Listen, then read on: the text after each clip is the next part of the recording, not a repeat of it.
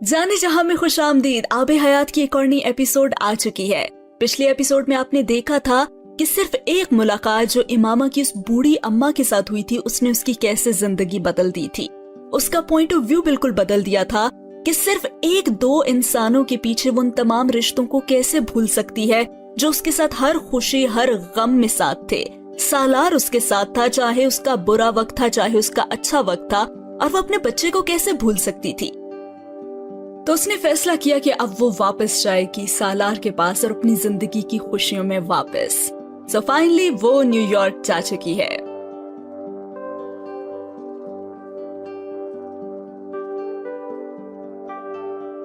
और जो कहानी अब आपके सामने नॉवेल की बयान की जा रही है वो 6 साल गुजरने के बाद है। इन 6 सालों में उनकी लाइफ बिल्कुल नॉर्मल हो चुकी है। माशाल्लाह माशाल्लाह, इमामा के यहाँ एक बेटी और एक बेटा पैदा हुआ और वो भी अच्छे खासे बड़े हो चुके हैं। तो चलिए देखते हैं कि अब क्या हो रहा है उनकी जिंदगी में। 6 साल बाद बैरूनी गेट हमेशा की तरह घर में काम करने वाली मेड ने खोला था।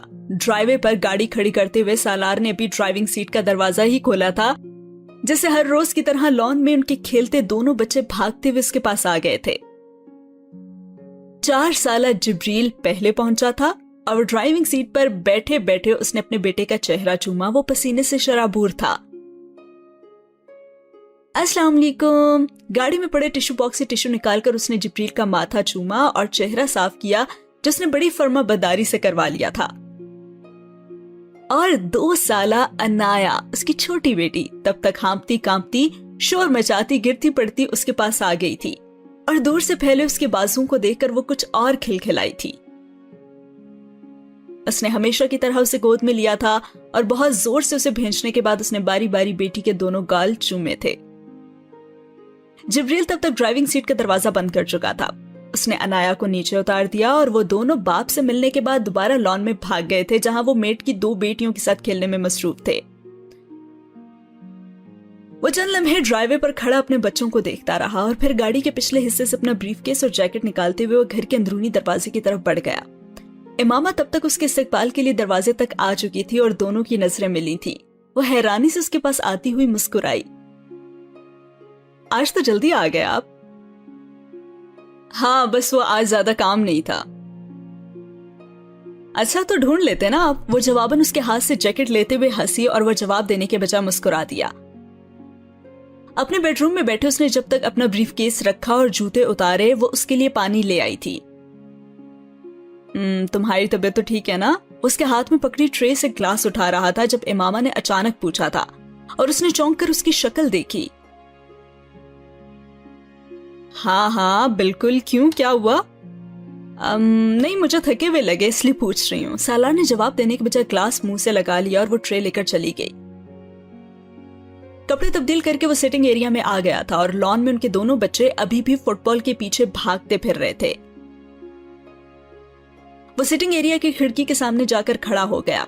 कांगू का मौसम उसे कभी पसंद नहीं रहा था और उसकी वजह वो बारिश थी जो किसी वक्त भी शुरू हो सकती थी और जो शायद अभी कुछ देर पहले ही शुरू होने वाली थी और जो शायद अभी कुछ देर में फिर से शुरू होने वाली थी। कंशासा में पिछले कई दिन से हर रोज इसी वक्त बारिश होती थी। दोपहर के आखिरी चंद घंटे, 1-1.5 घंटे की बारिश और उसके बाद मतला साफ हो जाता। तो ये ले जनाब आपकी चाय। वो इमामा की आवाज पर बाहर लॉन में देखते बेख्तियार पलटा।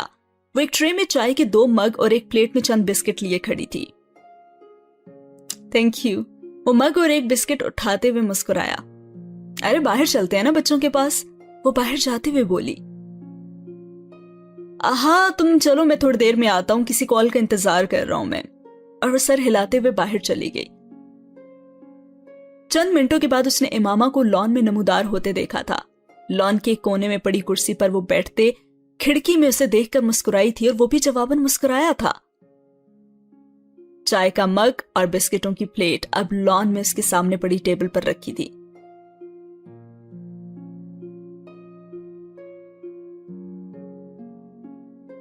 उसने बारी बारी जिब्रील और अनाया को उसके पास आकर बिस्किट लेते हुए भी देखा। जिब्रील ने बिस्किट लेकर जाकर नोनो और लोया को दे दिया था और चारों बच्चे एक बार फिर से फुटबॉल खेलने लगे थे। सिटिंग एरिया की खिड़की के सामने खड़े बाहर देखते हुए जैसे एक फिल्म देख रहा था, एक मुकम्मल फिल्म। उसकी जिंदगी इस कदर हसीन हो जाएगी, उसकी फैमिली मुकम्मल हो जाएगी, उसके माशाल्लाह 2 बच्चे होंगे और वो इतनी खुशी से रह रहे होंगे, इसके बारे में उसने कभी सोचा नहीं था। ऐसी लाइफ हमेशा से उसकी आइडियल लाइफ थी, जहां पे इमामा का साथ था और जहां पे उनके बच्चे थे। उसके हाथ में पकड़ी चाय तब तक ठंडी हो चुकी थी। एक गहरा सांस लेकर उसने मग पास पड़ी टेबल पर रख दिया। इमामा का अंदाजा ठीक था, वो ठीक नहीं था। वो खिड़की के शीशे से बाहर लॉन में नजर आने वाली खुशहाल फैमिली को देख रहा था। आइडियल परफेक्ट लाइफ का एक मंजर, उसके बच्चों के बचपन के कीमती लम्हे। अपने अंदर एक और नन्हा वजूद लिए उसकी बीवी का मुतमईन और मसरूर चेहरा। चंद पेपर्स को फाड़कर फेंक देने से ये जिंदगी ऐसी ही खूबसूरत रह सकती थी। वो एक लम्हे के लिए बुरी तरह कमजोर पड़ा। औलाद और बीवी वाकई इंसान की आजमाइश होते हैं। उनके लिए जिन्हें माल आजमाने से कासिर रहता है, उन्हें देखते हुए वो भी उसे आजमाइश का शिकार हो रहा था। एक मर्द, एक शौहर, एक बाप के तौर पर लॉन में मौजूद उसकी फैमिली उसकी जिम्मेदारी थी। वो उनसे खून और मोहब्बत के रिश्तों से बंधा हुआ था। एक लम्हे के लिए उसकी नजर भटक कर जिब्रील और अनाया के साथ खेलने वाले 4 और 6 साल की उन 2 स्याह फाम लागर बच्चियों पर पड़ गई थी। हेडी की वो दोनों बेटियां अगर इस वक्त मुनासिब लिबास और जूतों में मलबूस थीं तो उसकी वजह हेडी का उनके घर काम करना था, वरना वो घूंबे के बदहाली के शिकार 1000 बच्चों की तरह अपना बचपन किसी आसाइश के बगैर मेहनत मुशक्कत करके गुजार रही होती और उनके वहां से चले जाने के बाद उनका मुस्तकबिल फिर किसी बेयकीनी का शिकार हो जाता। बिल्कुल उसी तरह जिस तरह उस मगरबी नौ आबादी के वहां आ जाने से पूरा अफ्रीका बेयकीनी और अदम इस्तेहकाम का शिकार हो रहा था, वो उसी मगरबी नौ आबादियत के एक नुमाइंदे के तौर पर वहां मौजूद था।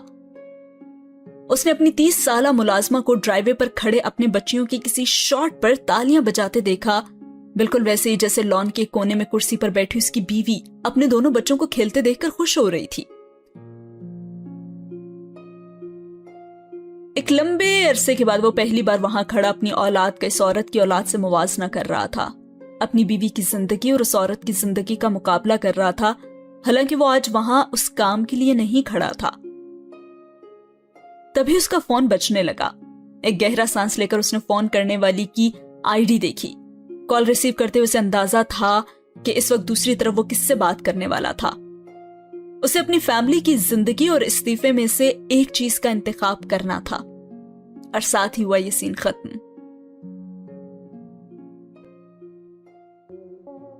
अफ्रीका का दूसरा सबसे बड़ा मुल्क कांगो पिछले कई दहाइयों से दुनिया में सिर्फ 5 चीजों की वजह से पहचाना जाता था। खाना जंगी, जिसमें अब तक 45 लाख लोग जान गंवा चुके थे। गुर्बत, यूएनए के इकोनॉमिक इंडिकेटर्स में कांगो यूएनए के 188 ममालिक की फहरिस्त में 127वें नंबर पर था। मादनी वसाइल, जिनके ज़खायर के लिहाज से कांगो दुनिया का अमीर तरीन मुल्क था, और घने जंगलात जहां पर कसरत से बारिशें होती थीं, और पस्ता कामत स्याह फाम लोग। कांगो के उन जंगलात में सदियों से पाए जाने वाले इंसानों की एक ऐसी नस्ल, मुहज़्ज़ब ज़माने के वाहिद गुलाम, जिन्हें गुलाम बनाना कानूनन जायज था। और ये पहचान सिर्फ कांगो की नहीं थी, अफ्रीका के हर मुल्क की पहचान कमोबेश ऐसी चीजें बन चुकी थी।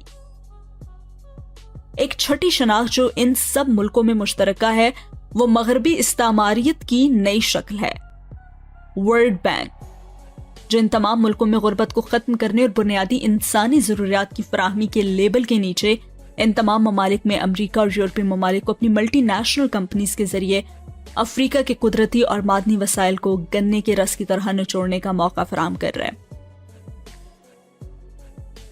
सालार सिकंदर जिस वक्त इस प्रोजेक्ट के हेड के तौर पर कांगो पहुंचा, तब तक इस मंसूबे को 3 साल हो चुके थे। सालार सिकंदर को यह अंदाजा नहीं था कि वर्ल्ड बैंक इसे किस तरह इस्तेमाल करने वाला था, लेकिन ये उसे अंदाजा बहुत जल्द हो गया था। इबाका से पहली मुलाकात के बाद पेट्रिस इबाका से सालार सिकंदर की पहली मुलाकात बड़े ड्रामाई अंदाज में हुई थी। उसे कांगो में आए तकरीबन 1 साल होने ही वाला था जब लामू को नामी जगह को अपनी टीम के साथ वो विजिट करते हुए पेट्रिस इबाका तकरीबन 2 दर्जन के करीब पस्ता कद लोगों के साथ अचानक वहां आ गया था, जहां सालार और उसकी टीम के लोग अपनी गाड़ियों से उतरकर उस इलाके का जायजा ले रहे थे। जिसे कुछ अरसा पहले ही एक यूरोपियन टिम्बर कंपनी को लीज पर दिया गया था। उनके पास प्राइवेट और गवर्नमेंट दोनों की तरफ से दी जाने वाली सिक्योरिटी मौजूद थी और उन गार्ड्स ने इबाका और उसके ग्रुप के लोगों को यकदम वहां नमूदार होते देखकर हवास बाख्तगी के आलम में बेदरेग फायरिंग शुरू कर दी थी। सालार ने 2 पिग्मीज को जख्मी होकर गिरते देखा और बाकियों को दरख्त की ओट में छुपते और फिर बुलंद आवाज में इबाका को किसी दरख्त की ओट से अंग्रेजी जुबान में ये पुकारते सुना था कि वो हमला करने नहीं आए, बात करने आए हैं। सालार उस वक्त अपनी गाड़ी के ओट में था और उसी ने सबसे पहले इबाका की पुकार सुनी थी। सालार की टीम के साथ मौजूद गार्ड्स अंधाधुंध फायरिंग करते हुए तब तक टीम के तमाम अफराद को गाड़ियों में पहुंचा चुके थे, मां सिवाय सालार सिकंदर के। इससे पहले कि वो अपनी गार्ड्स की रहनुमाई में गाड़ी में सवार होता और फिर उसकी गाड़ी भी वहां से तेज रफ्तारी से गायब हो जाती, सालार ने गार्ड से वहां की मकामी जबान कंगाला में कहा था कि वो उस पुकारने वाले आदमी से बात करना चाहता है और वो फायरिंग बंद कर दें, क्योंकि ये यकतरफा है। दूसरी तरफ से तो न फायरिंग हो रही है और न ही किसी और हथियार का इस्तेमाल। उसके गार्ड्स कुछ देर तक उससे बहस करते रहे और इस बहस को खत्म करने का वाहिद हल सालार ने वो निकाला था जो उसकी जिंदगी की सबसे बड़ी बेवकूफी साबित हो सकती थी अगर दूसरा ग्रुप वाकई मुसल्ला होता तो। वो एकदम जमीन से उठकर गाड़ी की ओट से बाहर निकल आया था। उसके सिक्योरिटी पर तैनात गार्ड्स उन पिग्मीज के सामने आने पर इस तरह हवास बाख्ता नहीं हुए थे जितना सालार के इस तरह बाहर निकलकर सामने आ जाने पर। फायरिंग अब तक थम गई थी और इसकी तकलीद में उसकी सिक्योरिटी के अफराद भी बाहर निकले आए थे। वहां अब सिर्फ 2 गाड़ियां थीं। टीम के बाकी सब अफराद वहां से अपने अपने गार्ड्स की हिफाजत में निकल चुके थे। फायरिंग के थमते इबाका भी बाहर निकल आया था और सालार ने चिल्लाकर अपने गार्ड्स को गोली चलाने से मना किया था और फिर वो 4.5 फुट कद के बेहद स्याह चिपटी नाक वाले और मोटी मोटी स्याह आंखों वाले आदमी की तरफ मतवज्जा हुआ जो अपने साथियों के बरक्स जीन्स और शर्ट में था। उन नंगे पांव वाले पस्त कामत लोगों के दरमियान जॉगर्स पहनने बेहद वो अजीब लग रहा था। पेट्रिस इबाका, इस पस्त कामत शख्स ने आगे बढ़कर तारुफ करवाते हुए सालार से हाथ मिलाने के लिए हाथ बढ़ाया था, जिसे थामने से पहले सालार ने बड़े नपे तले अंदाज में इबाका का सर से पांव तक जायजा लिया था। वो अभी तक यही समझ रहा था कि वो भी इन मफलूकल हाल लोगों ही की तरह होगा जो गैर मुल्कियों की गाड़ियां सामने आने पर इमदाद के लिए उनके सामने आ जाते थे। माली इमदाद ना सही, लेकिन खुश खुराक के डब्बे, दूध, जूसेस भी उनके लिए कयाशी होती थी। सालार भी इबाका से ऐसी किसी डिमांड का इंतजार कर रहा था, लेकिन जवाबन इबाका की जबान से अपना नाम सुनकर वो हैरान हो गया था। उसने इबाका से अपना तारुफ तो करवाया ही नहीं था, फिर भी वो उसे नाम से कैसे जानता था। वो इबाका से ये सवाल किए बगैर नहीं रह सका और उसने जवाबन उसे बताया कि वो उसके बारे में बहुत कुछ जानता है। और वो यहीं रुका नहीं, कहने लगा कि वो बहुत अरसे से सालार से मिलने की कोशिश कर रहा था। लोमोका में होने वाले विजिट के बारे में भी उसे बैंक के ऑफिस में काम करने वाले किसी मकामी आदमी ने बताया था, जिसने इबाका की सरतोड़ कोशिश के बावजूद सालार से मुलाकात के लिए अपॉइंटमेंट के हुसूल में उसकी मदद करने से इनकार कर दिया था। और ये चंद दिनों या हफ्तों की बात नहीं थी। इबाका वर्ल्ड बैंक के कंट्री हेड से मुलाकात के लिए कई महीनों से कोशिश कर रहा था। वो सालार के ऑफिस नंबर्स पर हर रोज ढेरों कॉल्स करता रहता था।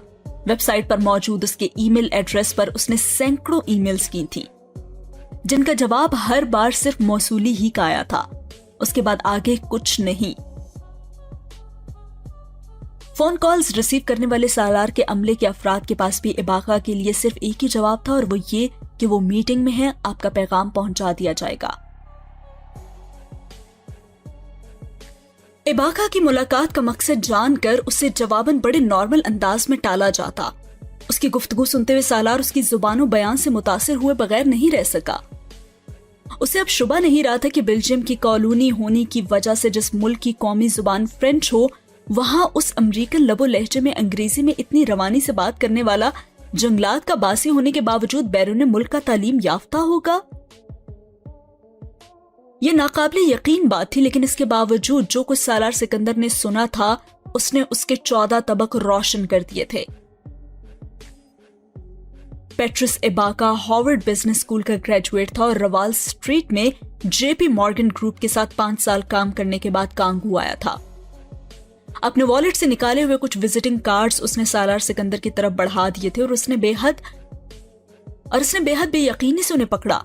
वो फकीर पस्त कामत बेमाया शख्स था। कांगो के जंगलात में तीरों, नेजों और पत्थरों से शिकार करके पेट की भूख मिटाने वाला एक जंगली। वो हॉवर्ड की कैंडी बिजनेस स्कूल कहां से पहुंच गया था और फिर जेपी मॉर्गन ग्रुप के साथ मुंसलिक रहना, तो फिर वो यहां क्या कर रहा था? ये सारे वो सवाल थे जो उसके जहन में आ रहे थे,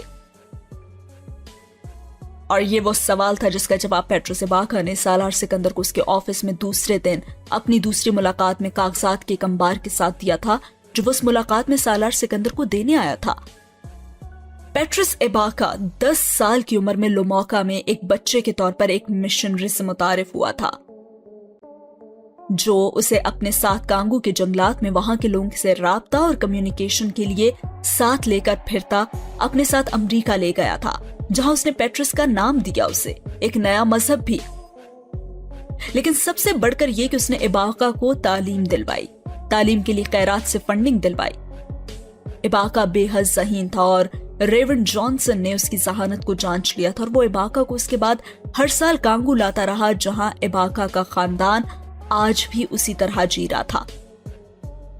10 साल इबाका ने अगले 25 साल अमेरिका में गुजारे थे, मगर उसके बावजूद वो अमेरिका छोड़ आया था।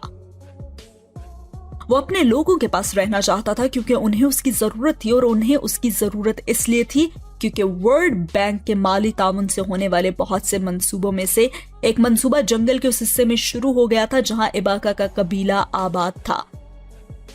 उसका खानदान और खानदान से भी बढ़कर वो 10,000 लोग जो अब जंगल के हिस्से से बेदखल किए जा रहे थे, जिसमें वो सदियों से रह रहे थे, और जंगल भी कटने जा रहा था और वो सारी जमीन साफ होती। फिर उसके बाद वहां उन मादनियात की तलाश शुरू होती जो उस मंसूबे का दूसरा हिस्सा था। और इबाका का मसला उसका अपना खानदान नहीं था, इबाका का मसला वो पूरा जंगलात का हिस्सा था जो अब जगह जगह जोन्स बनकर काटा जा रहा था और कहीं नेशनल पार्क बनाकर उन लोगों को वहां से बेदखल किया जा रहा था।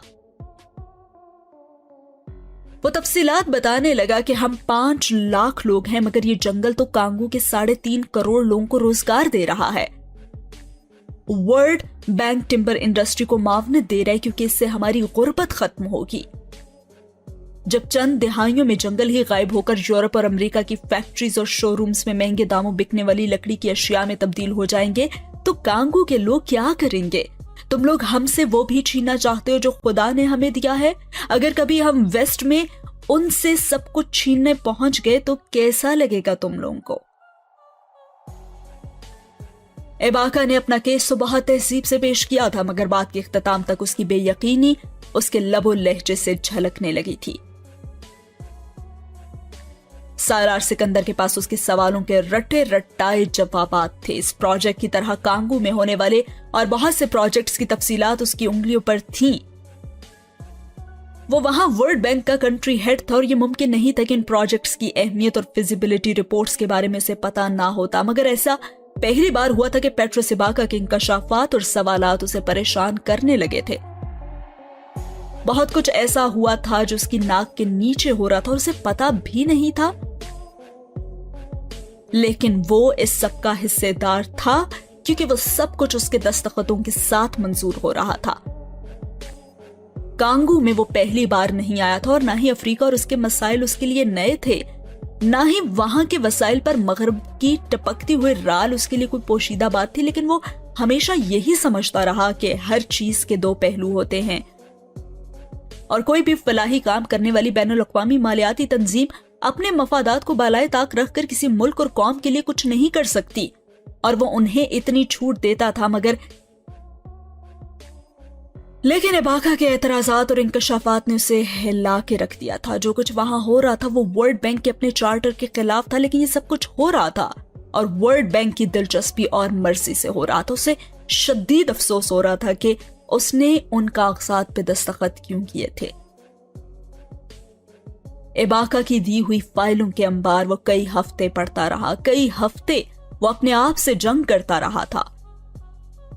वर्ल्ड बैंक के इमा पर वहां ऐसी कंपनियों को लकड़ी इस्तेमाल करने की इजाजत दी गई थी जिनका ट्रैक रिकॉर्ड अफ्रीका के दूसरे बहुत से ममालिक में इसी हवाले से काबिल एतराज रहा था। लकड़ी कट रही थी, जंगल साफ हो रहा था, आबादी बेदखल हो रही थी और जिन शरायात पर इन कंपनीज को वहां लाइसेंस दिया गया था वो कंपनीज इन शरायात को पूरा नहीं कर रही थी।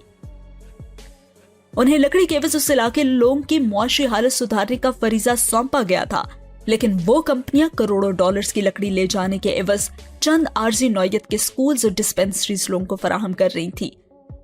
बस खुराक, खुशदूद, नमक और मसाला जात की शक्ल में ही दी जा रही थी और ये सब वर्ल्ड बैंक ऑफिशियल्स के निगरानी के बावजूद हो रहा था, क्योंकि पिग्मीज को उस मुल्क में अछूत का दर्जा हासिल था और उन कंपनीज के खिलाफ अदालत में नहीं जा सकते थे। अफसोस, वो हुकूमती ओहदेदारान के पास नहीं जा सकते थे, सिर्फ एक काम कर सकते थे, एहतजाज, एनजीओज के जरिए या फिर मीडिया के जरिए, और ये काम बहुत मुश्किल था।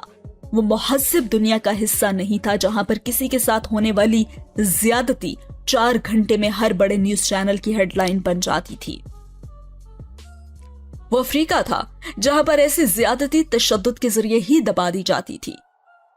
अगले 2 माह सालार को इबाका के साथ और इनफिरादी हैसियत में उन जगहों को खुद जाकर देखने में लगे जिनके बारे में इबाका ने उसे दस्तावेजात दी थी, और फिर उसे अंदाजा हो गया था कि वो दस्तावेजात और उनमें पाई जाने वाली मालूमात बिल्कुल ठीक थी।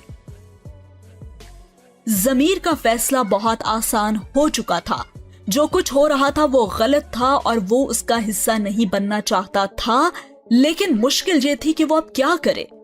एक इस्तीफा देकर उस सारी सूरत हाल को इसी तरह छोड़कर निकल जाता, और उसे यकीन था ऐसी सूरत में जो कुछ वहां चल रहा था वो चलता ही रहना था, या फिर वो वहां होने वाली बेज़ाब्तगियों पर आवाज बुलंद करता। बेज़ाब्तगी एक बहुत छोटा लफ्ज था। जो कुछ वर्ल्ड बैंक वहां कर रहा था वो इखलाकियात और इंसानियत की धज्जियां उड़ाने के बराबर था। अफ्रीका में इबाका से मिलने के बाद जिंदगी में पहली बार सालार सिकंदर ने नबी करीम सल्लल्लाहु अलैहि वसल्लम के आखिरी खुतबे के उन अल्फाज को समझा था कि किसी काले को गोरे पर और किसी गोरे को काले पर कोई सबकत हासिल नहीं। वो हमेशा इन अल्फाज को सिर्फ जात, बरादरी और ऊंच नीच के हवाले से देखता रहा था। वो पहली दफा उस स्याफाम आबादी का हाल और इस्तेहसाल देख रहा था जो दुनिया के एक बड़े खिते पर बसती थी, मादनियात और कुदरती वसाइल से माला माल खिता, और फिर उस गोरी आबादी की जहनी पसमानदगी और हवस देख रहा था जिसका वो हिस्सा भी था, और उसे खौफ भी महसूस हुआ था। क्या नबी करीम सल्लल्लाहु अलैहि वसल्लम के अल्फाज आने वाले जमानों के हवाले से इसी खिते और इसी स्याफाम आबादी के हवाले से कोई पेशगोई थी या कोई तंबीह, जिसे सिर्फ स्याफाम लोग ही नहीं मुसलमान भी नजरअंदाज किए हुए थे। सदियों पहले गुलामी का जो तोक स्याफामों के गले से हटा लिया गया था, 21वीं सदी के मुहज्जिब जमाने में अफ्रीका में इस्तेमारियत ने वो तोक एक बार फिर डाल दिया था, और उन्हें स्याफाम पसकामत लोगों में से एक पेट्रस इबाका था जो अमेरिका जैसे तरक्की याफ्ता मुल्क में अपनी जिंदगी के 25 साल गुजारने के बाद भी वहां से इस स्याह दौर में लौट आया था, सिर्फ अपने लोगों की बका के लिए। बका के लफ्ज का मफहूम सालार सिकंदर ने पेट्रस इबाका से ही सीखा था, और इस बकाए बाहमी के लिए क्या क्या कुर्बान किया जा सकता था वो भी वो इबाका से ही सीख रहा था। जिंदगी में उसे तकवा का मतलब भी उसी शख्स ने समझाया था जो मुसलमान भी नहीं था। वो तकवा जिसका जिक्र आखिरी खुतबे में था और जिसको फजीलत हासिल थी रंग, नस्ल, जात पात, हर उस दुनियावी शय पर जिसे बरतर समझा जाता था। पेट्रस इबाका को अल्लाह का खौफ था। लादीन से कैथोलिक और कैथोलिक से फिर लादीन होने के बावजूद अल्लाह से डरता था, उसे मानता था, उसकी इबादत भी करता था और उसे मांगता भी था, लेकिन वो ये काम किसी गिरजे, मंदिर या मस्जिद में नहीं करता था। कांगो में अपने लोगों के साथ इंसानियत से गिरा हुआ सलूक होने के बावजूद वो इंसानियत का दर्द रखता था, ईमानदार था और इखलाकी बुराइयों से बचा हुआ था। मगर पेट्रस इबाका की सबसे बड़ी खूबी ये थी कि वो तरगीबात को खुदा खौफी की वजह से छोड़ता था। वो नफ्स परस्त नहीं था, वो तमाज़दा भी नहीं था और सालार सिकंदर बहुत बार उसे समझ नहीं पाता था। इबाका बिलाशुबा गैर मामूली इंसान था और वो अगर सालार सिकंदर को मुतासिर कर रहा था तो वो किसी भी इंसान को कर सकता था। وہ دنیا کے 2 ذہین ترین انسانوں کا آمنا سامنا تھا. یہ کیسے ممکن تھا کہ ایک متاثر ہوتا تو دوسرا نہیں؟ سالار سکندر، میں اپنی زندگی میں تم سے زیادہ قابل اور ذہین انسان سے نہیں ملا. آخرکار اباکا نے 1 مہینے کے بعد سالار کے ساتھ ہونے والی کئی ملاقاتوں کے بعد جیسے اس کے سامنے اعتراف کیا تھا، اور سالار صرف مسکرا کر رہ گیا تھا. میں خود انٹرنیشنل آرگنائزیشنز میں کام کر چکا ہوں اور ان میں کام کرنے والے بہت افراد سے ملتا بھی رہا ہوں، لیکن تم ان سب میں مختلف ہو. مجھے یقین ہے کہ تم میری مدد کرو گے. تعریف کا شکریہ، لیکن اگر تم اس خوشامد کا سہارا میری مدد کے لیے لے رہے ہو اور تمہارا خیال ہے کہ میں تمہارے منہ سے یہ سب سننے کے بعد آنکھیں بند کر کے تمہاری خاطر اس سلیب پر چڑھ جاؤں گا، تو میرے بارے میں تمہارا اندازہ غلط ہے. میں جو بھی قدم اٹھاؤں گا سوچ سمجھ کر اٹھاؤں گا. اباکا کی اس فیاضانہ تعریف کو خوشامد قرار دینے کے باوجود سالار جانتا تھا اباکا کو اس کی شکل میں اور اس پوزیشن پر واقعی ایک مسیحا مل گیا تھا. مسیحا بھی وہ جو ورلڈ بینک میں کام کرنے کے باوجود اپنا ضمیر زبردستی بے ہوش تو کر سکتا تھا لیکن سلا نہیں سکتا تھا. تمہارا سینس آف ہیومر بہت اچھا ہے، اباکا نے جواباً مسکراتے ہوئے کہا تھا. یہ چیز مجھ میں نہیں پائی جاتی. اور سالار نے کہا، جس صورتحال میں تم مجھے ڈال بیٹھے ہو اس کے بعد تو اگلے کئی سالوں میں بھی اس کے پیدا ہونے کی کوئی امکانات نہیں ہیں. میں بہت سارے مسلمانوں کے ساتھ پڑھتا رہا ہوں، کام بھی کرتا رہا ہوں، ملتا بھی رہا ہوں، مگر تم ان سے بہت مختلف ہو. اور وہ عجیب تبصرہ تھا، یہ کم از کم سالار کو تو لگا تھا. اور سالار اسے پوچھنے لگا کہ میں کس طرح سے مختلف ہوں. اس طرح کہ تم ایک اچھے مسلمان ہونے کے ساتھ اچھے انسان بھی ہو. جن سے میرا واسطہ پڑا وہ یا تو اچھے مسلمان تھے یا پھر اچھے انسان، لیکن تم میں یہ دونوں چیزیں موجود ہیں. اور سالار کچھ دیر تک بول نہیں سکا. بولنے کے قابل ہی کہاں چھوڑا تھا افریقہ کے اس بے دین انسان نے. اچھا تو یہ بتاؤ کہ مسلمان تمہاری نظر میں کیا ہے؟ سالار نے بہت دیر خاموش رہنے کے بعد اس سے پوچھا. تمہیں میری بات بری تو نہیں لگی؟ اباکا یکدم محتاط ہوا تھا.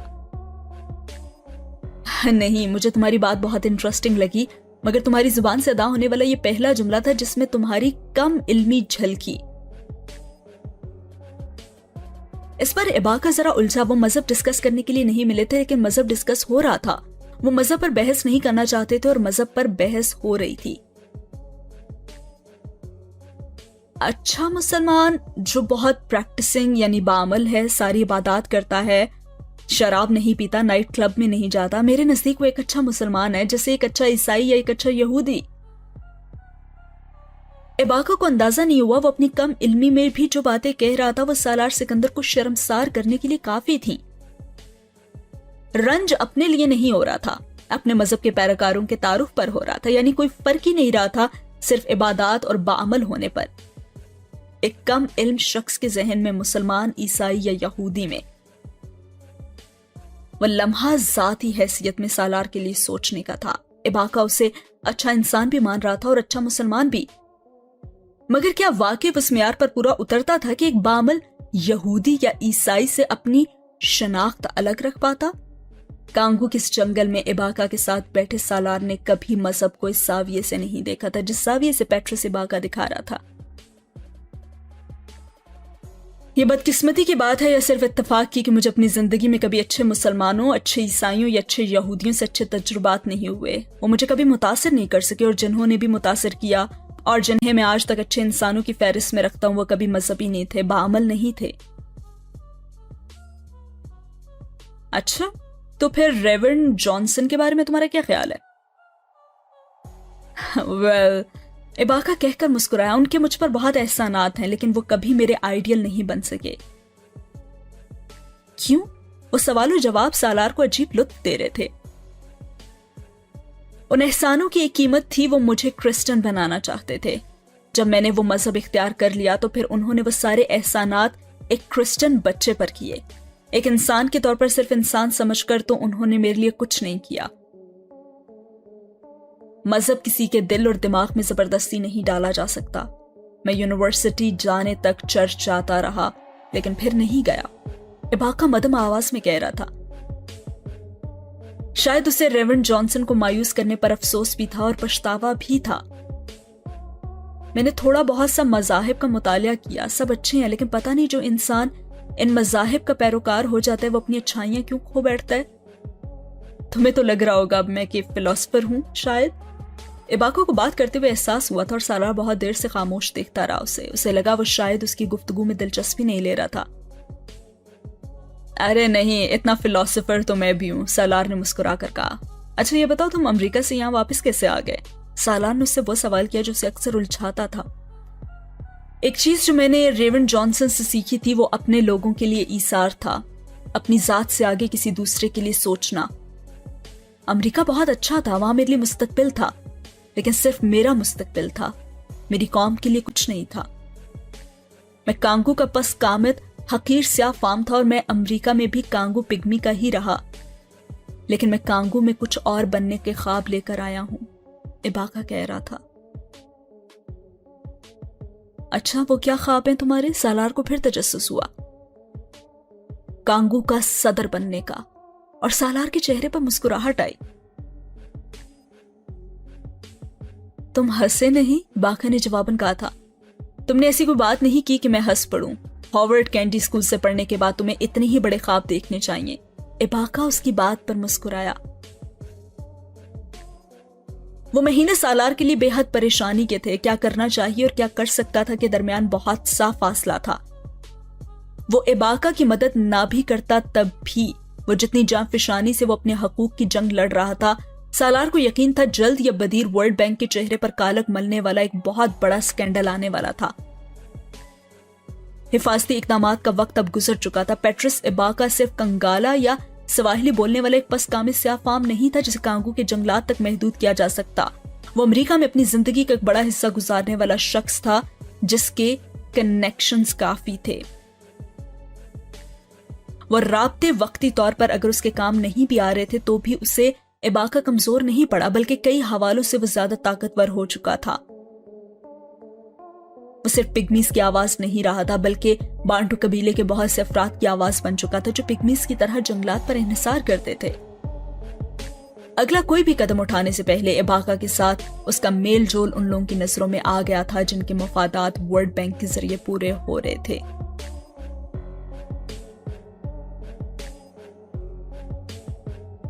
सालार पर नजर रखी जाने लगी थी और इससे पहले कि उसके खिलाफ कोई कार्रवाई होती, इंग्लैंड के एक अखबार ने पेट्रिस इबाका की फराहम की गई मालूमात की तहकीक करने के बाद कांगू के पिग्मीज और वर्ल्ड बैंक के कांगू के बारानी जंगलात में होने वाले प्रोजेक्ट्स के बारे में एक कवर स्टोरी की थी जिसमें वर्ल्ड बैंक के किरदार के हवाले से बहुत से एतराजात उठाए गए थे।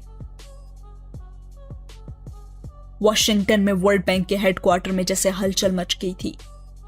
वर्ल्ड मीडिया में इस मामले की रिपोर्टिंग और कवरेज को दबाने की कोशिश की गई, मगर इससे पहले यूरोप और एशिया के बहुत सारे ममालिक के मुमताज अखबारात इस आर्टिकल को रीप्रिंट कर चुके थे और वर्ल्ड बैंक के अंदर मची हलचल इस वक्त अपने अरूज पर थी जब सालार सिकंदर की तरफ से हेड ऑफिस को कांगू में चलने वाले इन प्रोजेक्ट्स के हवाले से एक तफसीली ईमेल की गई, जिसमें उसने मुख्तलिफ माहौलियाती इदारों से मिलने वाला डेटा भी मुंसलिक किया गया था जो उन जंगलात की इस तरह कटाई को एक बड़े माहौलियाती अदम तवाजुन का पेशखेमा करार दे चुके थे। एक इंसानी अलमिया के अलावा उसका वो खत बैंक के आला ओहदेदारान के लिए शदीद परेशानी का बाइस बना था और यही वो वक्त था जब सालार सिकंदर को नामालूम जराए की तरफ से धमकियों का आगाज हो चुका था। वो प्रोजेक्ट्स जो उन्हें चलाने वाली कंपनियों को अरबों डॉलर्स की आमदनी दे रहे थे, बैंक के अपने कंट्री हेड की मुखालफत का बाइस बनते तो वो कंपनीज और उनके पीछे खड़ी बैनुल अक़वामी ताकतें खामोश तमाशाई नहीं बनी रह सकती थी। कोई आम सूरत हाल होती तो इस वक्त तक सालार सिकंदर से इस्तीफा लेकर उसे बड़े हितकामेज तरीके से मुलाजमत से फारिग किया जा चुका होता, मगर इस वक्त उसका इस्तीफा इंटरनेशनल मीडिया के तजस्सुस को और उभार देता। वो तूफान जो अभी चाय के कप में आया था वो उससे बाहर आ जाता। इस ईमेल का जवाब सालार सिकंदर को एक तंबीह की सूरत में दिया गया था जो सादा लफ्जों में खामोश हो जाने की ताकीद थी और सालार के लिए गैर मुतवक्का नहीं थी। बैंक ने न सिर्फ इस ईमेल में होने वाली उसकी तज्जियों को नापसंद किया था, बल्कि पेट्रिस इबाका की फराहम की जाने वाली बुनियाद पर गार्डियन में शाया होने वाले कवर स्टोरी का मलबा भी उसके सर डालते हुए उससे इबाका को और उस कवर स्टोरी में इस्तेमाल होने वाली मालूमात का जरिया करार दिया था। यह इल्जाम सालार सिकंदर के प्रोफेशनल काम पर एक धब्बे के मुतरादिफ था। पेट्रो से बाका से हमदर्दी रखने, मुतासिर होने और मेल जोल के बावजूद सालार ने उससे बैंक की किसी इंफॉर्मेशन या दस्तावेज की कभी बात नहीं की थी।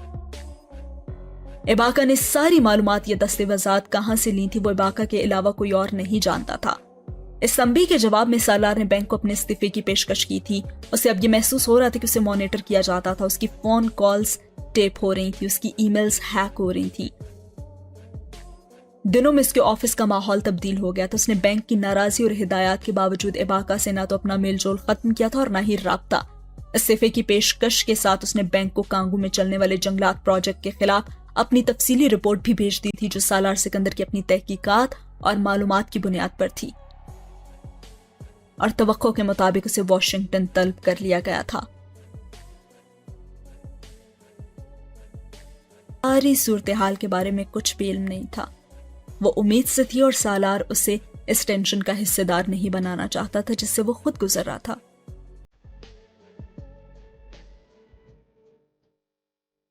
उस रात सालार की पैकिंग कर रही थी। जब पैकिंग करते करते उसने अचानक सालार से पूछा, सालार सब ठीक तो है ना? हाँ यार सब ठीक है, तुम क्यों पूछ रही हो? सालार ने उसे जवाब में पूछा। तुम वॉशिंगटन क्यों जा रहे हो? वो अपने खदशों को किसी मुनासिब सवाल की शक्ल में नहीं ढाल सकी थी। मीटिंग है बाबा, और मैं तो अक्सर जाता रहता हूँ कहीं ना कहीं। इस बार तुम्हें इस तरह के सवाल क्यों पूछने पड़ रहे हैं? अपना ब्रीफ केस बंद करते हुए उसने मामा से पूछा। लेकिन पहले कभी तुम इतने परेशान नहीं लगे मुझे, इसलिए। वो उसकी बात पर चंद लम्हे बोल नहीं सका और कोशिश के बावजूद उसका चेहरा उसकी जहनी कैफियत को इमामा से पोशीदा नहीं रख सका था। अरे नहीं, कोई ऐसी बड़ी परेशानी नहीं है, बस शायद ये होगा कि मुझे अपनी जॉब को छोड़ना पड़ेगा। अरे मामा के कंधे पर हाथ रखे उसने अपने अल्फाज और लहजे को मुमकिन हद नॉर्मल रखने की कोशिश की।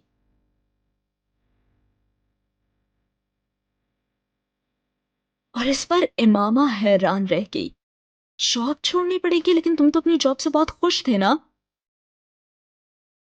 था, लेकिन अब नहीं हूं, सालार ने मुख्तसर कहा। कुछ मसले हैं, तुम्हें वापस आकर मैं बताता हूँ। बस तुम अपना और बच्चों का ख्याल रखना। कहाँ हैं वो दोनों? सालार ने बात बड़ी सहूलियत से बदल दी और एक लम्हे के लिए उसे उस वक्त ख्याल आया था कि उन हालात में से अपने बच्चों और इमामा को कंशासा में अकेला छोड़कर नहीं जाना चाहिए। लेकिन हल क्या था उसके पास? लेकिन इसके अलावा और कोई हल भी नहीं था उसके पास।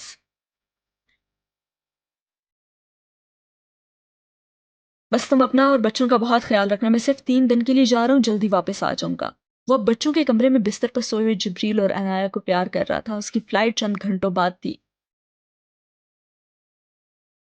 और हाँ, मुलाजमा को प्लीज अपने पास घर पर रखना मेरी गैर मौजूदगी में, उसने मामा को हिदायत देते हुए कहा।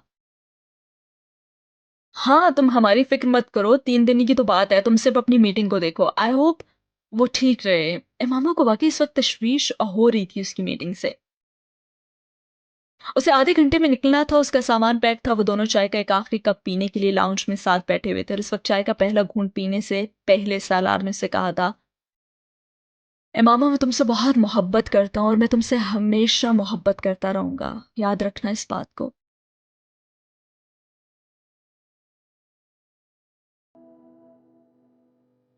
मामा अपनी चाय उठाते हुए ठटकी और फिर हंसी। आज बहुत अरसे के बाद तुमने कहीं जाने से पहले ऐसी कोई बात की है? खैरियत तो है ना? वो बस का हाथ थपक रही थी और सालार ने मुस्कुराकर चाय का कप उठा लिया। बाबा बिल्कुल खैरियत है, कितनी बार पूछोगी? लेकिन बस तुम्हें अकेला छोड़कर जा रहा हूं तो इसलिए फिक्रमंद हूं। अकेली कब हूं मैं? जिब्रील और अनाया है ना मेरे साथ, मेरे प्यारे बच्चे। तुम परेशान मत हो।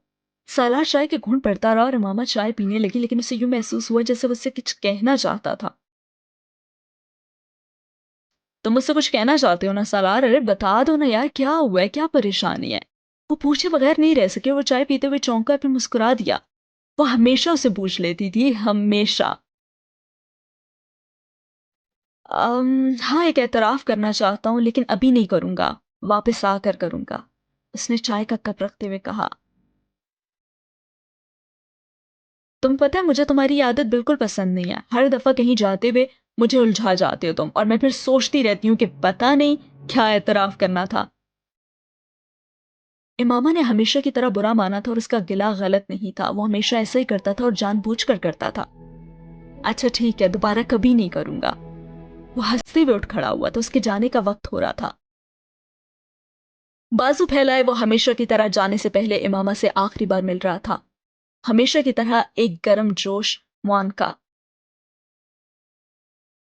I will miss you، جلدی آنا۔ وہ ہمیشہ کی طرح جذباتی ہوئی اور وہی کلمات دہرائے تھے جو وہ ہمیشہ دہراتی تھی۔ پورچ میں کھڑے آخری بار اس کو خداحافظ کہنے کے لیے اس نے الوداعی انداز میں سالار کی گاڑی کے چلتے ہی ہاتھ ہلایا تھا اور گاڑی تیز رفتاری سے طویل پورچ کو عبور کرتے ہوئے کھلے ہوئے گیٹ سے باہر نکل گئی۔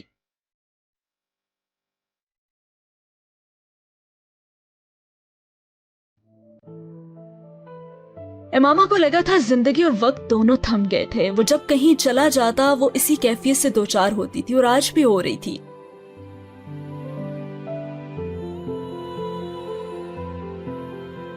اور اب گارڈ نے گیٹ بند کر دیا تھا۔ شادی کے 6 سال کے بعد بہت کچھ بدل جاتا ہے۔ زندگی جیسے ایک پٹڑی پر چلنے لگی تھی، روزمرہ کے معمول کی پٹڑی پر، نہ چاہتے ہوئے بھی انسان دائروں میں سفر کرنے لگتا ہے۔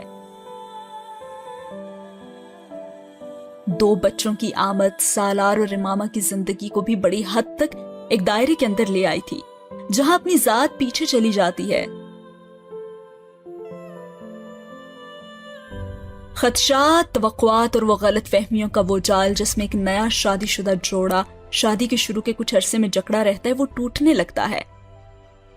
اعتماد لمحے بھر میں بد اعتمادی میں نہیں بدلتا، بے اعتباری پل بھر میں غائب ہونا سیکھ جاتی ہے۔ گلا گنگا ہونا شروع ہو جاتا ہے اور بندھن عادت میں بدلنے لگتا ہے، اور زندگی معمول بنتے ہوئے یوں گزرنے لگتی ہے کہ انسان دنوں، ہفتوں، مہینوں کی نہیں، سالوں کی گنتی بھول جاتا ہے۔ اور امامہ بھی بھول گئی تھی۔ پیچھے پلٹ کر وہ دیکھنا نہیں چاہتی تھی، کیونکہ پیچھے یادیں تھیں اور یادیں آکٹوپس بن کر لپٹ جانے کی خاصیت رکھتی تھیں۔ پیچھے اب کچھ رہا بھی نہیں تھا، اور جو رہ گئے تھے ان کے لیے وہ کب کی مر چکی تھی۔ اور ساتھ ہی یہ سین ہوا ختم۔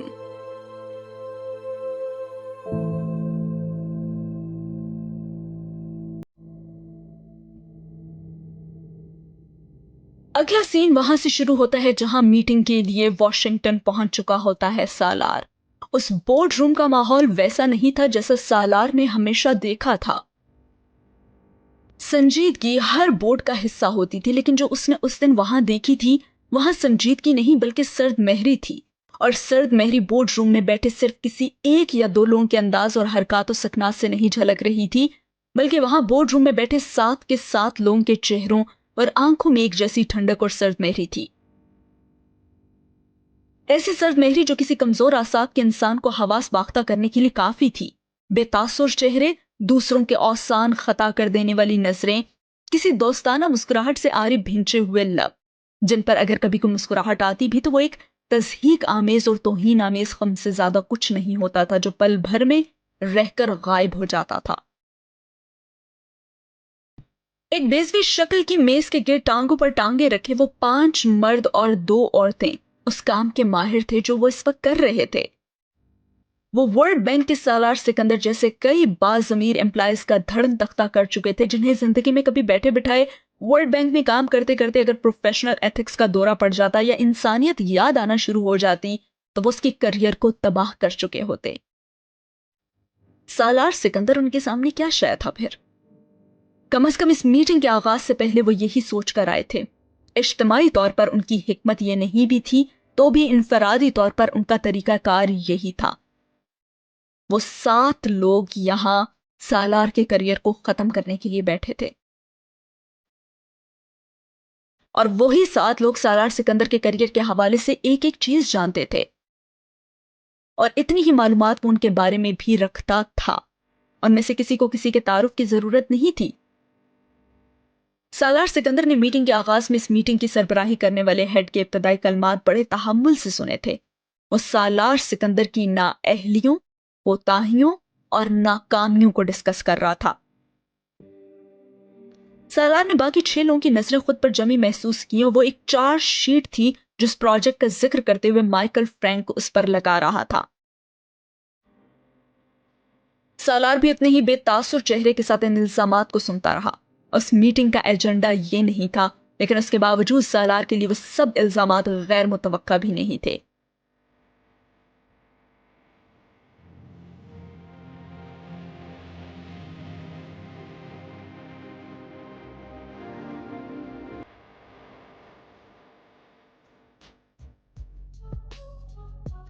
लेकिन सालार भी पीछे हटने वालों में से नहीं था। कहने लगा, मैं इनमें से किसी भी बात का जवाब देने से पहले इस प्रोजेक्ट के हवाले से एक प्रेजेंटेशन देना चाहता हूं, क्योंकि मेरा ख्याल है कि ये प्रेजेंटेशन इनमें से बहुत सारे सवालात और एतराजात का जवाब दे देगी जो आप लोग मुझ पर कर रहे हैं। उसने माइकल के इब्तदाई कलमात के बाद उसके किसी इल्जाम का जवाब देने के बजाय कहा था। उन 7 अफराद में से किसी ने उसे इस प्रेजेंटेशन को पेश करने से रोका नहीं था, लेकिन उनमें से किसी ने इस प्रेजेंटेशन की नौयत और मकसद जानने में दिलचस्पी भी नहीं ली थी। और सालार एक के बाद एक स्लाइड प्रोजेक्टर पर दिखाता गया। उसमें बहुत सारे हकाइक और आदाद शुमार थे और उसकी अपनी जाती तहकीक भी। उन तमाम चीजों को उन स्लाइड्स के जरिए दिखा रहा था। वर्ल्ड बैंक के ताउन से अगर वो मंसूबा तोड़ चढ़ जाता तो अफ्रीका की जंगली हयातियात के साथ साथ पिग्मीज की मुमकिन तबाही के हवाले से हौलनाक आदाद शुमार, वर्ल्ड बैंक के चार्टर की कौन कौन सी शिकों की खिलाफ वर्जी उस प्रोजेक्ट के जरिए हो रही थी, वो सब कुछ उन स्लाइड्स में था। उन जंगलात में काम करने वाली कंपनीज की तरफ से कांगू की मकामी आबादी के इस्तेहसाल की डॉक्यूमेंट्री सबूत भी था, और इंटरनेशनल डोनर कंपनीज और एनजीओज के खदशात पर मुश्तमिल रिपोर्ट्स के हवाले से उसकी प्रेजेंटेशन बिल्कुल मुकम्मल थी।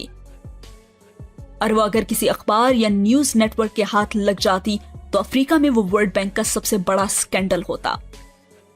उन 7 लोगों ने वो प्रेजेंटेशन बेतासुर चेहरों के साथ अपनी अपनी कुर्सियों पर साकत बैठे दम साधे देखी थी, लेकिन आधे ही घंटे की उस प्रेजेंटेशन के खत्म होने के बाद उन 7 के जहन में जो खदशा उभरा था वो एक ही था। सालार सिकंदर के हाथ में वो ग्रेनेड था जिसकी पिन वो निकाल कर उसे हाथ में लिए बैठा था। मसला ये नहीं था कि वो ग्रेनेड दूसरी की तरफ फेंक देने से उसकी जान छूट जाती, लेकिन वो जहां भी फटता वहीं तबाही फैलाता। प्रोजेक्टर की स्क्रीन अब तारीक हुई। सालार ने अपने लैपटॉप को बंद करते हुए उन 7 लोगों के चेहरों पर नजर डाली। माइकल के चेहरे को देखा जो उसकी सदारत कर रहा था। इतने सालों की पब्लिक डीलिंग के बाद वो इतना अंदाजा तो लगा ही पाया था कि उसने प्रेजेंटेशन तैयार करने और उसे यहां पेश करने में अपना वक्त जाया ही किया था, क्योंकि किसी को भी उसमें कोई दिलचस्पी नहीं थी। तभी एक 2 टोक जवाब आया। माइकल ने अपनी खामोशी तोड़ते हुए उससे जो सवाल किया था, उसने बोर्ड रूम में मौजूद लोगों के हवाले से सालार के खदशात की जैसे तस्दीक की थी, और वो ये कह रहा था कि सालार, तो तुम इस प्रोजेक्ट पर अब काम नहीं करना चाहते हैं ना?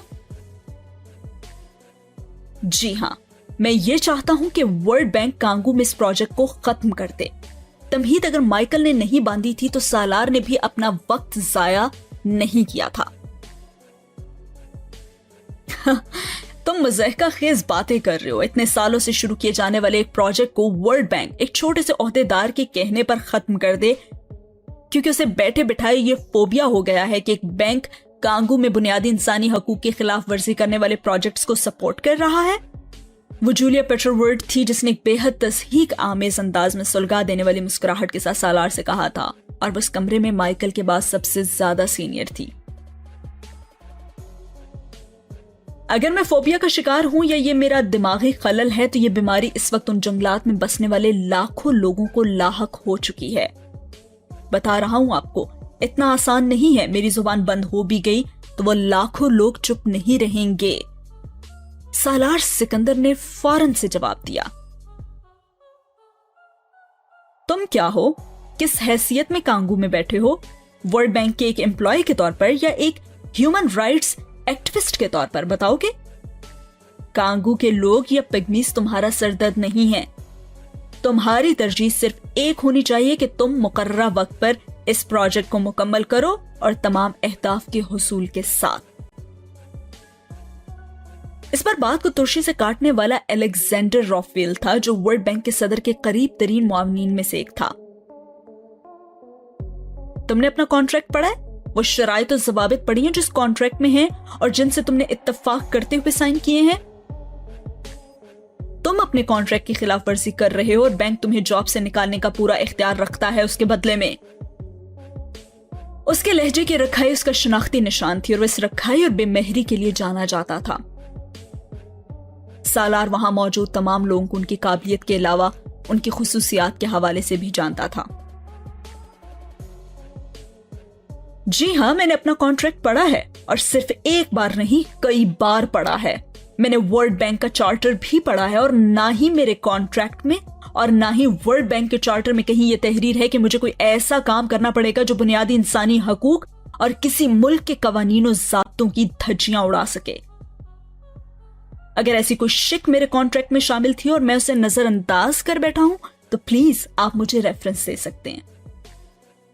मैं अभी अपने कॉन्ट्रैक्ट में उसे पढ़ लेता हूं। ईमेल की सूरत में मेरा कॉन्ट्रैक्ट मेरे पास मौजूद है। उसने लैपटॉप एक बार फिर ऑन किया था। अलेक्जेंडर राफेल चंद लम्हों के लिए बोल नहीं सका। उसके माथे पर बल थे और मुसलसल तनाव में रहने की वजह से वो मुस्तकिल झुर्रियों में तब्दील हो चुके थे। वो सिर्फ उसी वक्त चेहरे से खुशगवार लगता जब उसके चेहरे पर भूले भटके हुए मुस्कुराहट आती, वरना करख्तगी उसके मिजाज के साथ साथ उसके चेहरे का भी एक नुमाया हिस्सा थी। अपनी क्रिंजी आंखों को मोड़ते हुए उसने सालार से कहा, तुम अपने आप को उन लोगों से ज्यादा काबिल समझते हो जिन्होंने ये प्रोजेक्ट कई साल की तहकीक के बाद शुरू किया था? तुम समझते हो जिन्होंने फिजिबिलिटी बनाई थी वो इडियट्स थे? वो अब तज़हीक आमेज अंदाज में उससे पूछ रहा था। हरगिज नहीं, वो इडियट्स नहीं थे और ना ही मैं इडियट हूं। वो फेयर नहीं थे और मैं हूं। बात सिर्फ उस दयानत की है जिस प्रोजेक्ट की फिजिबिलिटी रिपोर्ट तैयार करते हुए नजरअंदाज की गई, वरना ये मुमकिन ही नहीं कि इस प्रोजेक्ट की फिजिबिलिटी रिपोर्ट तैयार करने वाले इतने अकल के अंधे और नाअहल हों कि उन्हें वो सब कुछ नजर ना आया हो जो मुझे नजर आ रहा है और मेरे अलावा और लाखों मकामी लोगों को नजर आ रहा है। वर्ल्ड बैंक को इस प्रोजेक्ट के हवाले से दोबारा इन्वेस्टिगेशन करनी चाहिए, एक इंक्वायरी कमेटी बनाकर। मुझे यकीन है कि इस कमेटी ने दयानतदारी से काम किया तो उन्हें भी ये सब कुछ नजर आएगा जो मुझे नजर आ रहा है। सालार सिकंदर ने राफेल के हितक आमेज जुमलों को नजरअंदाज करते हुए कहा था, नहीं सालार, मेरा ख्याल है कि यह ज्यादा बेहतर है कि उस डेडलॉक को खत्म करने के लिए काम किया जाए जो वॉशिंगटन और बॉम्बे में तुम्हारे ऑफिस में इस प्रोजेक्ट के हवाले से पैदा हो गया है। इस पर बोलने वाला बिल जाउल्स था। वो वॉशिंगटन में वर्ल्ड बैंक की मीडिया कोऑर्डिनेशन को मॉनिटर करता था और इस प्रोजेक्ट के हवाले से इंटरनेशनल मीडिया में आने वाली खबरों को दबाने में उसकी काबिलियत और असर रसूख का बड़ा अमल दखल था। बेहतर यह है कि तुम रिजाइन कर दो, जैसे तुमने अपनी प्रेजेंटेशन और बैंक के साथ होने वाली ऑफिशियल खतो किताबत में भी ऑफर किया था कि इस प्रोजेक्ट को तुम उस तरह नहीं चला सकते। वो बड़े तहम्मुल और रसानी से सालार सिकंदर को जैसे सलाह दे रहा था। ठीक है, अगर ये ऑप्शन वर्ल्ड बैंक को ज्यादा मुनासिब लगता है तो मुझे भी इस पर कोई एतराज नहीं है। मुझे भी इस मसले का हल सिर्फ मेरा इस्तीफा ही नजर आ रहा है, लेकिन मैं अपने इस्तीफे की वजूहात में इस प्रेजेंटेशन में दिए जाने वाले सारे आदाद और शुमार शामिल करूंगा और अपने तहफ्फुजात में भी लिखूंगा और मैं इस इस्तीफे को पब्लिक भी करूंगा। ये बात जान ले आप लोग। और बोर्ड रूम में तो चंद लम्हों के लिए खामोशी छाई थी। छाया था तो सिर्फ सालार और उसके अल्फाज। वो बिलाखिर एक नुक्ते पर आ गए थे जिसके लिए सालार सिकंदर को कांगू से वॉशिंगटन तलब किया गया था और जो वर्ल्ड बैंक के गले में हड्डी बनकर फंसा हुआ था। वो सालार को बहुत इजी ले रहे थे, लेकिन अब सालार ने उन्हें बता दिया था कि वो क्या करने वाला है। बोर्ड रूम में बैठे इन 7 लोगों के पास सिर्फ 2 टास्क थे। या तो सालार सिकंदर को इस प्रोजेक्ट को जारी रखने के लिए तैयार किया जाए और इसे कहा जाए कि वो रिपोर्ट वापस ले ले जो उसने वर्ल्ड बैंक को इस हवाले से अरसाल की थी, या फिर उससे खामोशी से इस्तीफा लिया जाए और वह इस्तीफा जाती वजूहात की बिना पर होना चाहिए। इसके अलावा और कोई वजह उसके तहरीरी इस्तीफे में बयान नहीं होनी चाहिए और अब मसला उससे बढ़ गया था। वह न सिर्फ इस्तीफे में ये सब कुछ लिखना चाहता था बल्कि इस इस्तीफे और इस रिपोर्ट को पब्लिक भी करना चाहता था, जो कि मुकम्मल तौर पर तहलका मचा देता और उनका ये प्रोजेक्ट खत्म हो जाता। अगले 3 घंटे तक वो बोर्ड रूम में बैठे हुए 7 अफराद उसके साथ बहस कर करके उसे कायल करने की कोशिश करते रहे। उन्होंने उस पर हर हरबा इस्तेमाल कर लिया।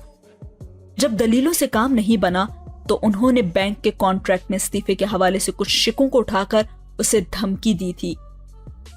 کہ وہ जॉब के दौरान अपने इल्म में लाए गए तमाम प्रोफेशनल मामलात को सीगाए राज में रखने का पाबंद है और इस इस्तीफे को पब्लिक करने और इस रिपोर्ट को मीडिया पर लाने पर उसके खिलाफ कानूनी कार्रवाई की जा सकती थी और उसे न सिर्फ माली तौर पर लंबा चौड़ा हर्जाना भरना पड़ता बल्कि वो आइंदा बैंक या उससे मुंसलिक किसी भी छोटे बड़े इदारे की जॉब करने के लिए नाअहल करार दे दिया जाता। सालार सिकंदर को पता था कि ये धमकी नहीं थी, बहुत बड़ी धमकी थी। वो बिलवास्ता तौर पर उसे बता रहे थे कि वो उसके प्रोफेशनल करियर को कम से कम से वर्ल्ड बैंक में नहीं बल्कि उन तमाम इंटरनेशनल ऑर्गेनाइजेशंस में खत्म कर देते जो अमेरिका की सरपरस्ती में चलती थी और उसे पता था कि वो ये कर सकते थे। वो बैनुल-अक़वामी तौर पर जिस सतह पर काम कर रहा था वहां उसके हवाले से एक छोटी सी कानूनी चाराजोई भी एक इकोनॉमिस्ट फाइनेंशियल तज्जियाकार के तौर पर उसकी साख तबाह करके रख देती। कोई नामवर इदारा उसके खिलाफ इस तरह के इल्जामात पर होने वाली कानूनी चाराजोई के बाद उसे कभी न रखता कि उसने अपने कॉन्ट्रैक्ट में मौजूद राजदारी की शिक की खिलाफ वर्जी की थी। ये उसकी साख पर लगने वाला ऐसा धब्बा था जिसे वो कभी नहीं मिटा सकता था। इन 7 लोगों ने उसे ये धमकी भी दी थी कि वर्ल्ड बैंक उसके मातहत कांगो में चलने वाले प्रोजेक्ट्स को नए सिरे से ऑडिट करवाएगा और माली और दूसरी बेज़ाब्तगियों के बहुत से सबूत निकालकर उसे बहुत बेइज्जत करके उस ओहदे से फारिग किया जा सकता था जिस पर वो काम कर रहा था। फिर अगर वो इस प्रोजेक्ट के हवाले से अपनी रिपोर्ट लेकर मीडिया के पास भी जाता तब भी उसके इल्जामात और रिपोर्ट अपनी हैसियत खो देते, क्योंकि बैंक के पास जवाबी तौर पर उसके खिलाफ कहने के लिए बहुत कुछ होता और मीडिया और उसकी रिपोर्ट को जाती अनाद और बहस के अलावा कुछ नहीं समझता। वो निचले दर्जे की ब्लैकमेलिंग थी जिस पर वो उतर आए थे और सालार जानता था वो ये सब कुछ कर सकते थे। उसकी फाइनेंशियल और प्रोफेशनल दयानतदारी पर वर्ल्ड बैंक में कभी उंगली नहीं उठाई गई थी और उसका प्रोफेशनल रिकॉर्ड इस हवाले से काबिले रश्क था। लेकिन वो जानता था कि अगर वो वर्ल्ड बैंक कांगो में उसके ऑफिस के जरिए चलने वाले प्रोजेक्ट्स में कोई सिकम या गुबन तलाश करने पर मुसर था तो वो जरूर ढूंढ लेते। वो या दुनिया का कोई बंदा वर्ल्ड बैंक की ऑडिट टीम की छुरी से नहीं बच सकता था। अगर उन्हें इस मकसद से साथ भेजा गया कि उन्होंने उसकी इज्जत खराब करनी है और हर सूरत में कोई माली बेज़ाब्तगी निकालनी है तो ऑडिट वाला बंदा जरूर निकाल लेता। आम हालात में सालार इस तरह के किसी मामले पर अपने आप को इतनी मुश्किल सूरत हाल में कभी न डालता, खास तौर पर अब जब उसकी एक फैमिली थी, एक बीवी थी, कमसन बच्चे थे जिस पर इंतजार करते थे। लेकिन ये आम हालात नहीं थे। पेट्रिस इबाका ने उसे इन सारे मामलात के मामले में बेहिस नहीं रहने दिया था। ये उसकी बदकिस्मती थी। वो अफ्रीका और पिग्मीज के बारे में जज्बाती होकर सोचने लगा था और उसकी यही जज्बातियत इस वक्त उसके आड़े आ रही थी। खामोशी से इस मामले पर इस्तीफा देकर इस सारे मामले से अलग हो जाने का मतलब सिर्फ एक था, वो भी उस जुर्म का शरीककार होता जो 21वीं सदी के इस तिहाई में कांगो में पिग्मीज के साथ किया गया होता। वो रोकने वालों और एहतजाज करने वालों में शामिल होकर तारीख का हिस्सा ना बनता, मगर इस मसला तारीख का हिस्सा बनने की ख्वाहिश नहीं थी, सिर्फ ज़मीर की चुभन से बचने की ख्वाहिश थी जो जिंदगी के किसी न किसी स्टेज पर उसे एहसास जुर्म का शिकार करती। दबाव और धमकियां जितनी बढ़ती गईं, सालार सिकंदर की जिद भी उतनी बढ़ती गई। अगर सिकंदर उस्मान उसके बारे में ये कहते थे कि ढिठाई में उसका कोई मुकाबला नहीं तो वो ठीक कहते थे। उसका एक अमली मुजाहिरा उसने वॉशिंगटन डीसी में वर्ल्ड बैंक के हेडक्वार्टर्स में 7 लोगों के इस ग्रुप के सामने भी पेश कर दिया था जो सालार सिकंदर जैसे ओहदेदारान को चुटकी बजाते में मोम की नाक की तरह मोड़ लेते थे। बिलाखिर 3 घंटे के बाद माइकल ने उसकी जिद के सामने हथियार डालते हुए कहा, तुम चाहते क्या हो आखिर? मैं सिर्फ यह चाहता हूं एक गैर जानिबदाराना इंक्वायरी टीम जो इस प्रोजेक्ट का नए सिरे से जायजा ले और इसके बाद पिग्मीज और इन बारानी जंगलात के बेहतरीन मफाद में इस प्रोजेक्ट को खत्म कर दे, या फिर कोई ऐसा हल निकाला जाए जो इन जंगलात में रहने वाले लोगों के लिए काबिल कबूल हो। मैं मकामी लोगों की बात कर रहा हूं, वहां की मकामी हुकूमत और उसके ओहदेदारान की बात नहीं कर रहा। सालार सिकंदर ने जवाबन वही मुतालबा दोहराया था जो उसकी प्रेजेंटेशन की बुनियाद थी, और अलेक्जेंडर ने जवाबन जो सवाल उससे किया था उसने सालार सिकंदर को जैसे बात करने के काबिल ही नहीं छोड़ा था। ये बताओ कि तुम्हारी कीमत क्या है? अलेक्जेंडर ने पूछा। वो इस हेडक्वार्टर में हर नर्म गर्म गुफ्तगू की तवक्को कर सकता था, लेकिन मामलात को निपटाने के लिए इस जुमले की नहीं। کوئی تو ایسی چیز ہوگی جس کے لیے تم اپنے اس مطالبے سے ہٹ جاؤ. ہمیں بتاؤ وہ کون سی ایسی چیز ہے جس پر تم ہم سے سودا کر لو. رافیل نے بات جاری رکھتے ہوئے کہا اور سالار نے ٹیبل پر رکھی اپنی چیزیں سمیٹنا شروع کر دیں. میری کوئی قیمت نہیں اور میں نے ورلڈ بینک کو اسی غلط فہمی میں جوائن کیا تھا کہ میں ایسے لوگوں کے ساتھ کام کروں گا جو دنیا میں اپنی پروفیشنل مہارت اور قابلیت سے جانے جاتے ہیں. اگر بروکرز کے ساتھ کام کرنا ہوتا، بیچنے، خریدنے اور قیمت لگانے والا، تو اسٹاک ایکسچینج میں کرتا یا پھر کسی بینک میں انویسٹمنٹ بینکنگ. وہ نرم لہجے میں ان کے منہ پر جوتا مار گیا تھا اور اس جوتے کی چوٹ ان 7 لوگوں نے ایک ہی شدت کے ساتھ محسوس کی تھی. وہ سادہ زبان میں انہیں دلال کہہ رہا تھا اور وہ ٹھیک کہہ رہا تھا. ابھی 7 لوگوں میں سے کسی نے مزید کچھ نہیں کہا تھا. ستے ہوئے اور تنے ہوئے چہروں کے ساتھ وہ سب بھی اپنے کاغذات اور لیپ ٹاپ سنبھالنے لگے تھے. میٹنگ کسی نتیجے کے بغیر ختم ہو گئی تھی اور سالار کو اندازہ تھا کہ اس میٹنگ میں کی جانے والی باتوں کے بعد ورلڈ بینک میں اس کا کریئر بھی ختم ہو گیا تھا.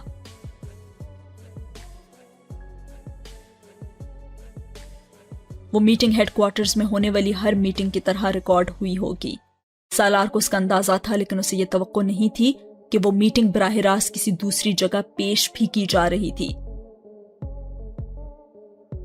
سالار سکندر کے اس بورڈ روم سے باہر آنے سے پہلے اس سے نمٹنے کے لیے دوسری حکمت عملی طے ہو گئی تھی. الیگزینڈر رافیل بورڈ روم سے سالار کے پیچھے آیا تھا اور اس نے چند منٹوں کے لیے اس سے علیحدگی میں بات کرنے کی خواہش کا اظہار کیا تھا. سالار کچھ الجھا لیکن پھر آمادہ ہو گیا تھا. وہ کون سی بات تھی جو بورڈ روم میں نہیں کی جا سکتی تھی اور اب اس 1-to-1 میٹنگ میں کہی جاتی؟ وہاں وہ باتیں بھی کہہ دی گئی تھیں جو ورلڈ بینک جیسی معتبر آرگنائزیشن کی کسی فرد سے سالار انفرادی طور پر بھی سننے کی توقع نہیں کر رہا تھا. اور وہ یہ کہ اعتمادی طور پر وہ صرف مایوس نہیں ہوا تھا بلکہ اس کی ہمت ٹوٹ گئی تھی. اس نے ورلڈ بینک کو اس لیے اور ان مقاصد کو پورا کرنے کے لیے تو جوائن نہیں کیا تھا. الیگزینڈر رافیل کے آفس میں وہ اس پیرائی کی کوئی مزید گفتگو سننے کی توقع کے ساتھ گیا تھا، مگر اپنے آفس میں الیگزینڈر رافیل کا رویہ اس کے ساتھ حیران کن طور پر مختلف تھا.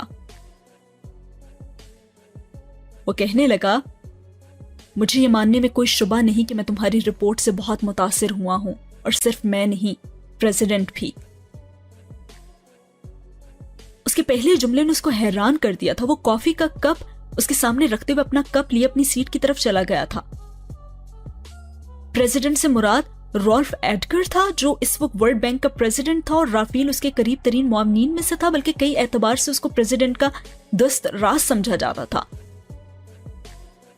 اپنی کرسی پر بیٹھتے ہوئے رافیل کا انداز بدل چکا تھا. اس کے چہرے کی کرختگی ہونٹوں کے اس خم کی وجہ سے کچھ کم ہو چکی تھی، جسے صرف ڈکشنری میں مسکراہٹ کہا جاتا تھا، لیکن اس کا مقصد وہ نہیں تھا جو مسکراہٹ کا مطلب ہوتا تھا. پریزیڈنٹ ہمیشہ سے تم سے بہت زیادہ توقعات رکھتے تھے. افریقہ کے لیے جو ویژن ان کا ہے، اسے جو عملی جامہ پہنا سکتا ہے وہ صرف تم ہو. اور یہ پروجیکٹ تو ان سینکڑوں پروجیکٹ میں سے صرف ایک پروجیکٹ ہے، بہت چھوٹا پروجیکٹ. جو وہ تمہارے لیے سوچتے ہیں وہ بہت بڑی شے ہے. تمہارے ذریعے افریقہ کی تقدیر بدلی جا سکتی ہے، اور میں تمہیں یہ یقین دلانا چاہتا ہوں کہ پریزیڈنٹ افریقہ کے بارے میں بہت سنجیدہ ہیں، وہ مخلص ہیں اور وہاں سے بھوک، غربت اور بیماری کو واقعی مٹانا چاہتے ہیں. پیٹرس ایباکا ایک بے وقوف آدمی، وہ کچھ ایسے لوگوں کے ہاتھوں میں کھیل رہا ہے جو افریقہ کی ترقی کے راستے میں رکاوٹ ہیں. سالار کو گفتگو میں پیٹرس ایباکا کا حوالہ سن کر حیرت نہیں ہوئی تھی. واشنگٹن میں بیٹھے لوگ مکمل طور پر اس بات سے باخبر تھے کہ اس کی ماہیت قلب کے پیچھے کون تھا. تم نے کوئی سوال نہیں کیا؟ رافیل کو اچانک اس کی خاموشی چبھی. اگر وہ سالار کو اس کے بارے میں پریزیڈنٹ کی تعریفی کلمات پہنچا کر اسے جوش دلانا چاہتا تھا تو وہ ناکام ہو رہا تھا. سالار کے رویے میں کوئی تبدیلی نہیں آئی تھی.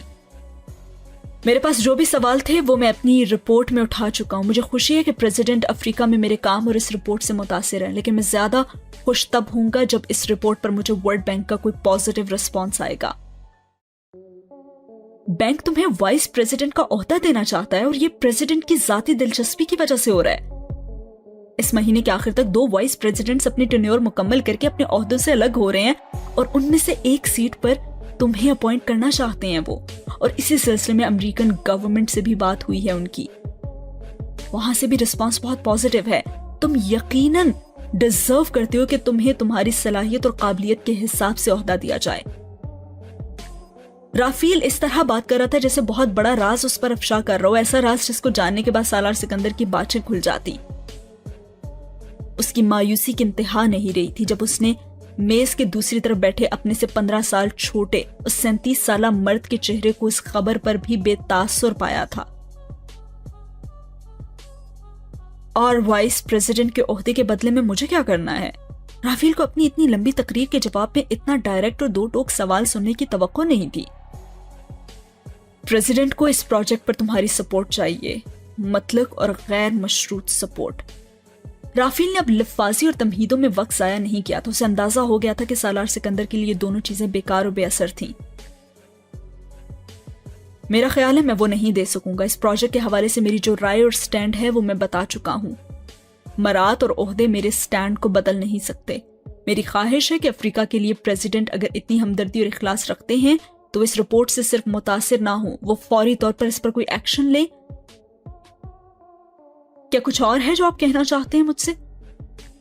سالار نے کافی کے کپ کو ہاتھ بھی نہیں لگایا تھا جو اس کے سامنے پڑا تھا۔ الیگزینڈر رافیل دنیا کی بہت بڑی بڑی آرگنائزیشنز میں ہر طرح کے لوگوں کے ساتھ کام کر چکا تھا۔ سالار سکندر کو اس ملاقات سے پہلے کچھ بھی نہیں سمجھتا تھا، وہ اب اسے بے وقوف سمجھتا تھا۔ 37 سال کی عمر میں پلیٹ میں رکھ کر اسے اتنا بڑا عہدہ پیش کیا جا رہا تھا اور اسے ٹھکرا رہا تھا۔ غرور تھا تو بے جا تھا، بے وقوفی تھی تو انتہا کی، اور تنک تھی تو بے مقصد۔ اس نے اپنی پوری زندگی میں کسی ذہین آدمی کو اتنا بے وقوف اور بے غرض نہیں پایا تھا۔ وہ یہ اعتراف نہیں کرنا چاہتا تھا پر کر رہا تھا۔ وہ پہلی بار ذہانت کو بے لوث اور بے غرض دیکھ رہا تھا، اور وہ جانتا تھا وہ جس دنیا میں کام کر رہا ہے وہاں اس بے غرض اور بے لوث ذہانت کو عروج کبھی حاصل نہیں ہوتا۔ وہاں بیٹھے اس نے سالار سکندر سے کہا تھا، تمہیں سب کچھ آتا ہے لیکن تمہیں ٹیکنیکس نہیں آتی، اس لیے تم اپنی کامیابی کے سب سے اوپر والے زینے پر کبھی کھڑے نہیں ہو سکو گے۔ وہ اس سے ایسے بات نہیں کہنا چاہتا تھا پھر بھی کہہ بیٹھا تھا، اچھا اگر ٹیکفل ہونے کا مطلب بے ضمیر اور بددیانت ہوتا ہے تو پھر یہ خصوصیت میں کبھی اپنے اندر نہیں چاہوں گا۔ میں اپنا استعفیٰ آج ہی میل کر دوں گا۔ اور وہ اٹھ کھڑا ہوا۔ اس نے آخری مسافے کے لیے الیگزینڈر رافیل کی طرف ٹیبل پر کچھ جھک کر ہاتھ بڑھایا۔ رافیل اٹھنا نہیں چاہتا تھا لیکن اسے اٹھنا پڑا۔ وہ مسافہ کر کے دروازے کی طرف بڑھتے ہوئے سالار سکندر کی پشت کو دیکھتا رہا، اور کیوں دیکھتا رہا تھا وہ یہ جان نہیں پایا تھا۔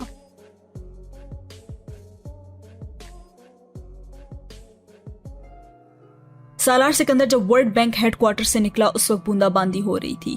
وہ کیب پر وہاں آیا تھا اور واپسی پر بھی اس کو کیب میں ہی جانا تھا۔ جو کچھ وہ پچھلے چند گھنٹوں میں اندر بھگت آیا تھا اس کے بعد وہ بے مقصد ہیڈ کوارٹر سے باہر آ کر پیدل فٹ پاتھ پر چلتا رہا۔ اس کا ہوٹل وہاں سے قریب تھا، وہ پیدل چلتا رہتا تو آدھے پونے گھنٹے میں وہاں پہنچ جاتا۔ وہاں آتے ہوئے سے جلدی تھی، وہاں جاتے ہوئے نہیں تھی۔ بوندا باندی کی وجہ سے سردی بڑھ گئی تھی مگر وہ اپنے سوٹ کے اوپر لانگ کوٹ پہنے ہوئے تھا۔ وہ گومبے سے چلتے ہوئے واشنگٹن کے اگلے 3 دن کی موسم کی پیشگوئی پڑھ کر چلا تھا، اور اپنی زندگی کا ایک بڑا حصہ امریکہ میں گزارنے کے باوجود وجہ سے عادی ہو چکا تھا۔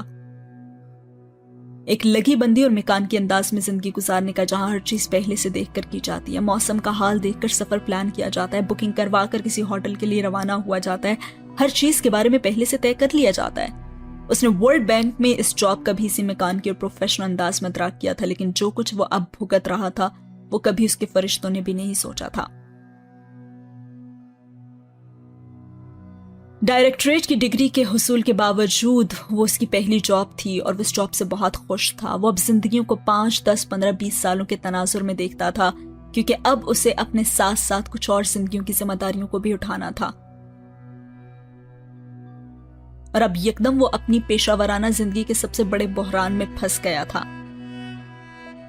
اس کے ساتھ بیوی، بچوں کی ذمہ داریاں نہ ہوتی تب وہ اس طرح پریشان نہ ہوتا، کیونکہ جو بھی نتائج ہوتے اس کے کسی بھی فیصلے کے وہ صرف اسے بھگتنے پڑتے، کوئی اور اس کے کسی فیصلے سے پہنچنے والے کسی نقصان میں شریک نہ ہوتا۔ لیکن اب صحیح کہتے ہیں کہ جب انسان کی فیملی آ جاتی ہے تو اسے بہت سی چیزوں کے بارے میں سوچنا پڑتا ہے، بہت سی ذمہ داریاں ہوتی ہیں اس کے سر پہ، اور کچھ بھی کرنے سے پہلے اس کے نتائج کیا ہوں گے جو کہ صرف اسے نہیں بلکہ اس کی پوری فیملی کو افیکٹ کریں گے، یہ سب سوچتے ہوئے سالار کافی پریشان تھا۔ فٹ پاتھ پر چلتے چلتے اس نے بے اختیار ایک گہرا سانس لیا۔ وہ چند دن پہلے تک اپنے آپ کو دنیا کا مصروف ترین انسان سمجھتا تھا، اور اب ان چند گھنٹوں کے بعد دنیا کا بیکار ترین انسان۔ کچھ عجیب سی ذہنی کیفیت تھی اس وقت اس کی۔ فی الحال اس کے پاس کرنے کے لیے بھی کچھ نہیں تھا، کوئی میٹنگ، کوئی وزٹ، کوئی ایجنڈا نہیں، کوئی فون کال نہیں، کوئی ای میل نہیں، کوئی پریزنٹیشن بھی نہیں۔ لیکن سوچنے کے لیے بہت کچھ تھا۔ ایک لمحے کے لیے چلتے چلتے اسے خیال آیا، کیا ہو اگر وہ سمجھوتا کر لے، وہیں سے واپس ہیڈ کوارٹرز چلا جائے، وہ پیشکش قبول کر لے جو ابھی اسے کی گئی۔ کوئی مشکل اور ناممکن تو نہیں تھا یہ، ابھی سب کچھ اس کے ہاتھ میں تھا، سب کچھ ٹھیک ہو جاتا، زندگی پھر پہلے جیسی ہو جاتی، ورلڈ بینک میں پہلے سے بھی زیادہ بڑا عہدہ، ترقی، مراعات، سٹیٹس، کیا برائی تھی اگر وہ ضمیر کو کچھ دیر کے لیے سلا دیتا۔ کانگو اس کا ملک نہیں تھا، نہ پگمیز اس کے لوگ، تو پھر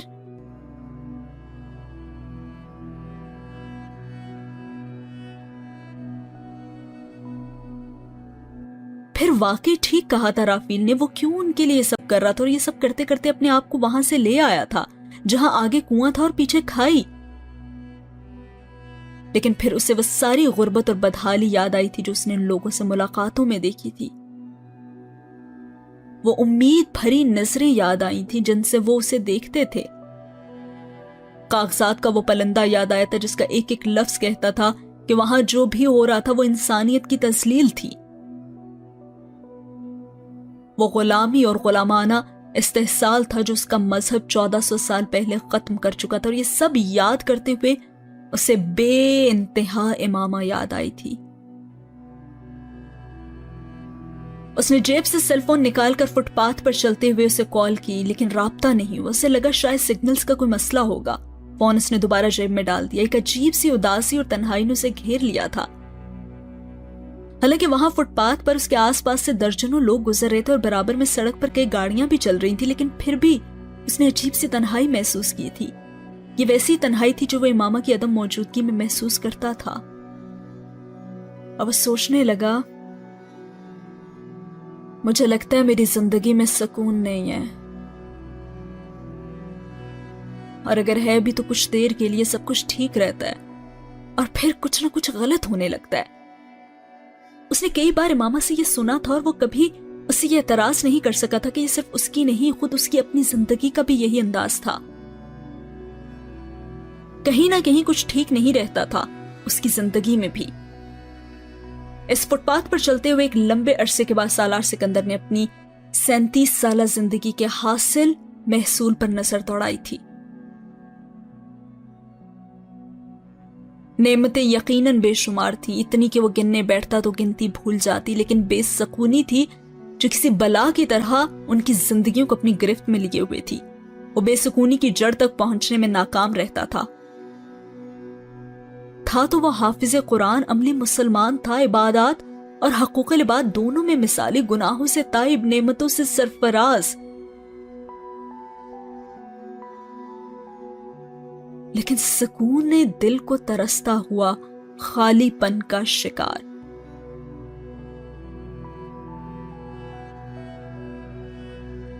سوچوں کی رفتار یکدم ٹوٹی تھی اور وہ حیران ہوا تھا وہ کسی بحران میں کیا سوچنے بیٹھ گیا تھا۔ وہ آزمائش میں پھنسا تھا، لیکن وہ اتنی بڑی آزمائش نہیں تھی کہ وہ اپنی پوری زندگی کے حاصل و محصول کو اس بوندا باندی میں ورلڈ بینک کی عمارت سے اپنے ہوٹل تک کے راستے میں چلتے ہوئے سوچتا۔ اس کی چھٹی حص اسے جیسے بڑے عجیب انداز میں بے چین کر رہی تھی۔ اس نے اپنی ہر منفی سوچ کو ذہن سے جھٹک دیا تھا۔ شاید یہ ذہنی دباؤ کی وجہ سے ہو رہا تھا۔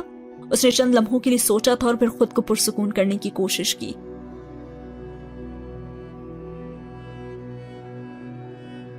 اپنے ہوٹل کے کمرے میں پہنچ کر اپنا لیپ ٹاپ والا بیگ رکھتے اس نے معمول کے انداز میں ٹی وی آن کیا تھا۔ ایک مقامی چینل پر واشنگٹن میں صبح سویرے ہونے والے ایک ٹریفک حادثے کی خبر چل رہی تھی جس میں 2 مسافر موقع پر مر گئے تھے، جبکہ تیسرا مسافر شدید زخمی حالت میں اسپتال تھا۔ لوکل چینل پر تباہ شدہ گاڑی کو جائے وقوع سے ہٹایا جا رہا تھا۔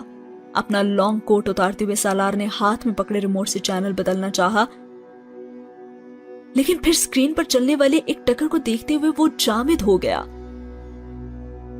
اسکرین پر اسکرول میں اس حادثے کے متعلق تفصیلات دی جا رہی تھی اور اس میں زخمی ہونے والے شخص کا نام پیٹرس ایباکا بتایا جا رہا تھا، جو کہ ایک ایکٹیوسٹ، انقلابی تھا اور CNN کے کسی پروگرام میں شرکت کے لیے آ رہا تھا۔ سالار کا دماغ جیسے بھگ سے اڑ گیا۔ دنیا میں تو ہزاروں پیٹرس ایباکا ہو سکتے ہیں، لیکن کانگو میں پگمیز کے لیے کام کرنے والا پیٹرس ایباکا ایک ہی تھا، اور سالار یہ بھی جانتا تھا کہ وہ پچھلے کئی دنوں سے امریکہ میں تھا۔ وہ امریکہ روانہ ہونے سے پہلے اس سے ملنے آیا تھا اور اس نے سالار کو بتایا تھا کہ اس کے کچھ دوستوں نے بالآخر بڑی کوششوں اور جدوجہد کے بعد کچھ بڑے نیوز چینلز کے نیوز پروگرامز میں اس کی شرکت کے انتظامات کیے تھے، اور یہ گارڈین میں شائع ہونے والی رپورٹ کے بعد ممکن ہو سکا تھا۔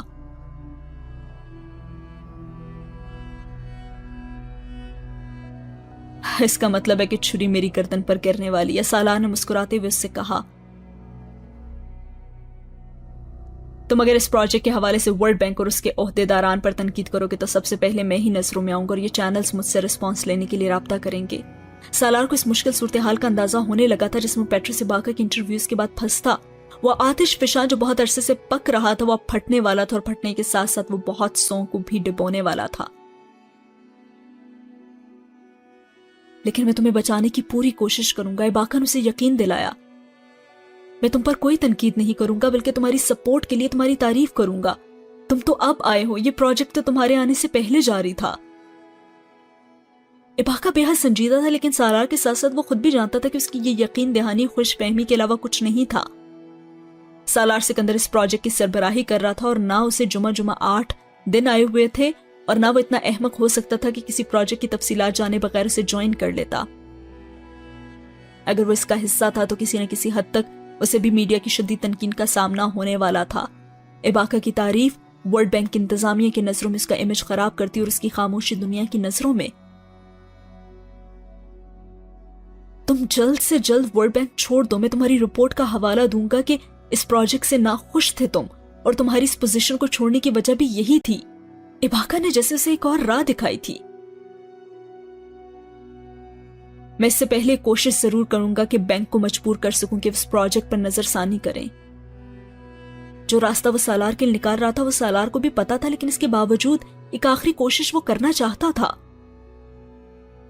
بینک کا رد عمل جاننے کے لیے اسے جیسے یہ امید تھی کہ بینک اگر فوری طور پر اس پروجیکٹ کو نہیں روکتا تب بھی کوئی انکوائری تو آرڈر کر ہی سکتا تھا۔ یہ کیسے ممکن تھا کہ اتنے تفصیلی ثبوتوں کے باوجود وہ بینک آنکھیں بند کر کے سمم بکمم کی طرح کام کرتا رہتا؟ ایباکا نے اس کے ساتھ کوئی بحث نہیں کی تھی، وہ ان دونوں کا آخری رابطہ تھا، اور وہ واشنگٹن آنے تک میڈیا پر ایباکا اور کانگو کے بارے جنگلات کے حوالے سے کوئی نئی خبر تلاش کرتا رہا، لیکن وہ نئی خبر اسے آج ملی تھی۔ نیوز چینل بتا رہا تھا کہ بچنے والے مسافر کی حالت تشویشناک تھی۔ سالار کچھ دیر شل ہوتے ہوئے اعصاب کے ساتھ کھڑا رہا، اور پھر اس نے اپنا فون نکال کر یہ جاننے کی کوشش کی کہ ایباکا کو کہاں لے جایا گیا ہے۔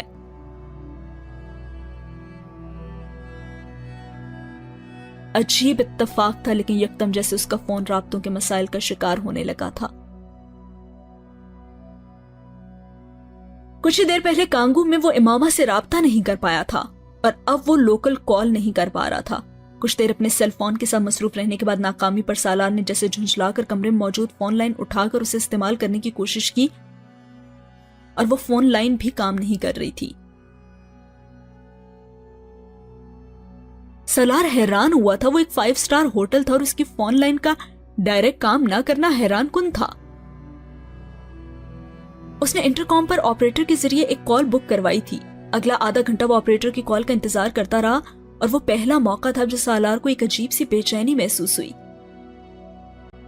پہلے بار اسے لگا تھا جیسے اس کو کسی سے بھی رابطہ کرنے سے شاید روکا جا رہا ہے۔ وہ اس شک کو اپنے ذہن سے جھٹک دینا چاہتا تھا، اور کچھ سوچے سمجھے بغیر وہ اسی بے چینی اور بے قراری کے عالم میں اپنے کمرے سے نکل کر نیچے استقبالیہ پر آ گیا تھا۔ اس پر کہیں بھی خود کال کرنے کے بجائے اس نے ریسیپشنسٹ سے کہا کہ وہ اسے پولیس انکوائری سے پتہ کر کے بتائے کہ آج صبح واشنگٹن میں ہونے والے اس ٹریفک حادثے کے زخمی کو کہاں لے جایا گیا ہے۔ ریسیپشنسٹ نے اسے لابی میں پڑے ایک صوفے پر بیٹھنے کے لیے کہا، اور چند ہی منٹوں بعد اس نے سالار کو اس اسپتال کا نام بتایا جہاں پیٹرس ایباکا کو لے جایا گیا تھا۔ اور سالار نے اس ریسیپشنسٹ کو کانگو میں اپنے گھر کے اور امامہ کا سیل فون نمبر دیا، اور وہ اگلی کال وہاں کرنا چاہتا تھا۔ वो जैसे अपने खदशात की तस्दीक करना चाहता था।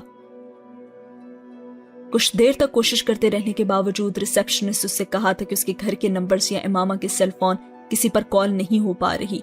शायद कांगू और अमेरिका के दरमियान इस वक्त राब्तों में गड़बड़ थी। सालार के खदशात की लम्हा भर में हवा निकल गई थी। वो शायद जरूरत से ज्यादा वहम करने लगा था। उसने अपना सर झटकते हुए सोचा और रिसेप्शनिस्ट से अपने कमरे की डायरेक्ट फोन लाइन के फंक्शनल ना होने की शिकायत करने के बाद वो वहीं से अस्पताल के लिए रवाना हो गया जहां पेट्रिस इबाका था। अस्पताल पहुंचकर पेट्रिस को तलाश करना मुश्किल नहीं था, लेकिन उसे इबाका से मिलने नहीं दिया गया था।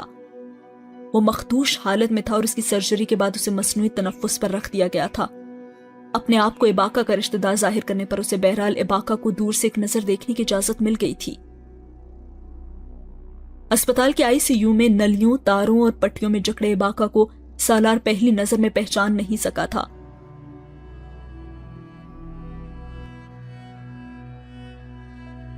वो स्याह फाम पस कादम आदमी मोटी चमकदार आंखों और ऐसी मुस्कुराहट के लिए पहचाना जाता था जो किसी छोटी बात पर भी उसके चेहरे पर आ जाती। वो बात बेबात कहकहे लगाने का भी आदी था। उसके मोटे मोटे स्याह होंठों से नजर आने वाले दुधिया दांत और मसूड़े उसके हर कहकहे में सबसे पहले नुमायां होते थे। सालार गुमसुम खड़ा उसे देखता रहा। उसे पिग्मीज का नहीं, कांगू का सदर बनना चाहता था। हार्वर्ड बिजनेस स्कूल और John F Kennedy school of government से फारिगुल तहसील होने वाले मुमताज तरीन अफराद में से एक पेट्रिस इबाका भी होता अगर जिंदगी उसे एक मौका देती। शायद वो कभी ना कभी कांगू का सदर बन जाता और अफ्रीका के नुमाया तरीन लीडर्स में उसका शुमार होता, लेकिन जिंदगी फिलहाल उसे ये मौका नहीं दे रही थी।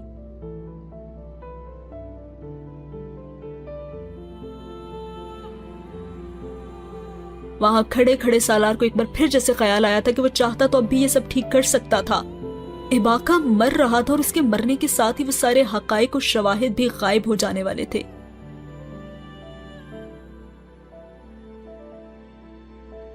शायद ये एक मौका उसे कुदरत दे रही थी। वो उलझा भटका टेम्प्ट हुआ। जमीर का चाबक एक बार फिर उस पर बरसा था और जमीर का चाबक वाहिद चीज नहीं थी जिसने सालार को झटका दिया था। उसके अपने होटल वापसी पर एक बड़ा सानिहा उसका इंतजार कर रहा था। उसके कमरे में उसका लॉकर खुला हुआ था और उस लॉकर में मौजूद उसका पासपोर्ट और कुछ दूसरे अहम डॉक्यूमेंट्स गायब थे।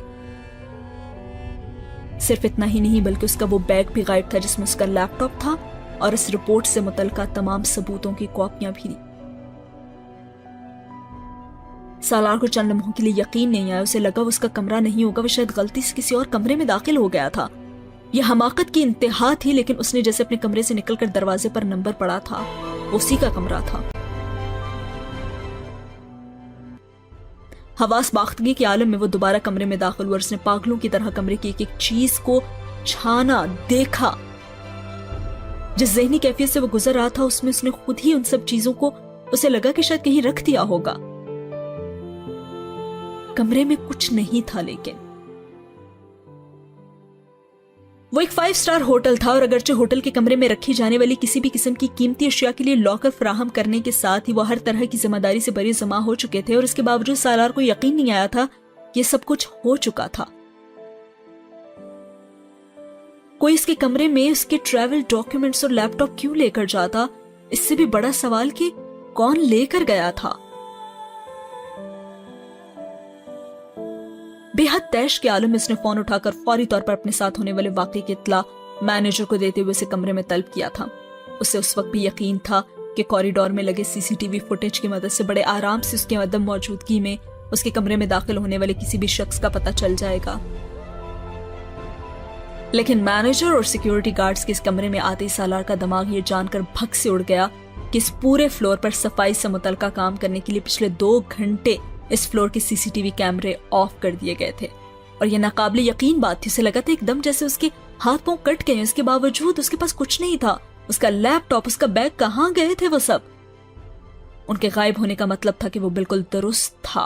वो अपनी रिपोर्ट के किसी इल्जाम और तहकीक को डॉक्यूमेंट्री सबूत के बगैर साबित नहीं कर सकता था और इन दस्तावेजाती सबूतों की एक कॉपी उसके पास थी और एक कॉपी गोम्बे में उसके घर के उस लॉकर में जो वो इमामा की तहवील में देकर आया था। وہ پہلا موقع تھا جب سالار نے ایک عجیب سا خوف محسوس کیا تھا. ہر چیز کو اتفاقی سمجھتے ہوئے پہلی بار ان سب واقعات کو ایک دوسرے سے جوڑنے کی کوشش کر رہا تھا. وہ بڑے آرام سے جڑتے جا رہے تھے. وہ وہمی نہیں تھا، نہ ہی سازشی نظریوں پر یقین رکھتا تھا، لیکن جو کچھ اسے ایک دن میں ہوا تھا وہ اتفاق نہیں تھا.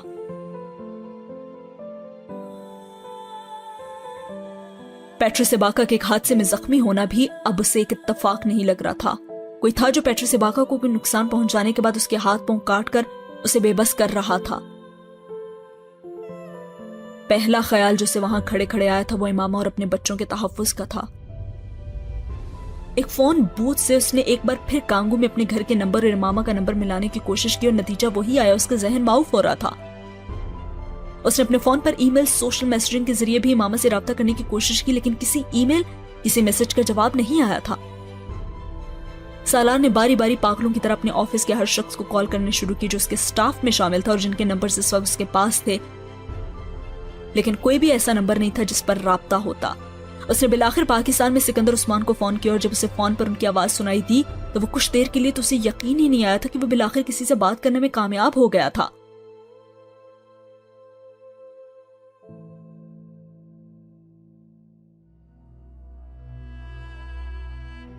سکندر عثمان کو بھی اس کی آواز سے پتہ چل گیا تھا کہ وہ پریشان ہے.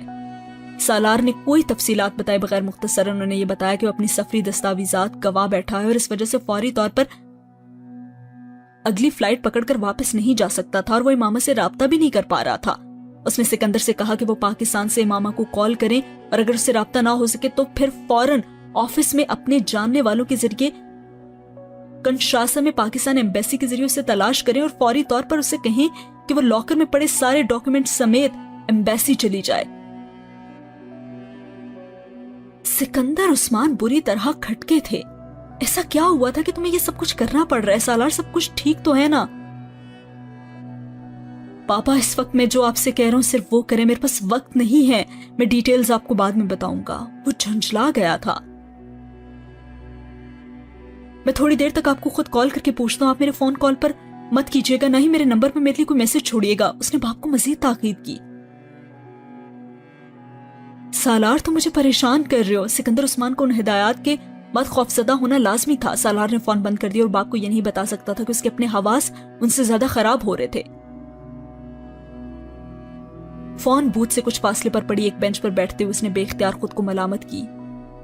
اسے اپنی فیملی کو کانگو میں چھوڑ کر نہیں آنا چاہیے تھا اور ان حالات میں میٹنگ جاتی بھاڑ میں وہ اسے آگے پیچھے کروا دیتا. کیا ضرورت تھی اتنی مستعدی دکھانے کی؟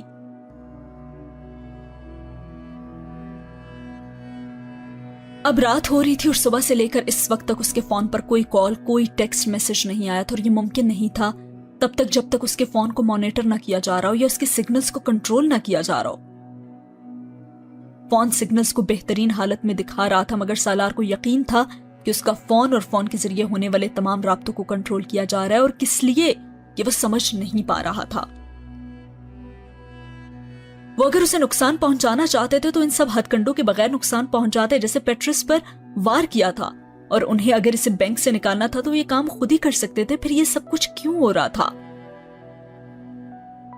اس کی ریڑھ کی ہڈی میں جیسے کوئی سنسناہٹ ہوئی. اسے اچانک احساس ہوا وہ لوگ اسے یہ احساس دلانا چاہتے تھے کہ اسے مانیٹر کیا جا رہا تھا، اسے نقصان پہنچایا جا سکتا تھا اور کس قسم کے نقصان اسے یہ بھی بتایا جا رہا تھا. اور یہ سب ورلڈ بینک نہیں کر سکتا تھا. صرف ورلڈ بینک نہیں، ACIA چیک کر رہی تھی.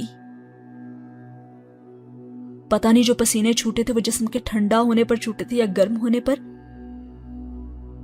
لیکن سالار کچھ دیر کے لیے پانی میں نہا گیا تھا. اس کا دماغ اس وقت بالکل خالی ہو گیا تھا.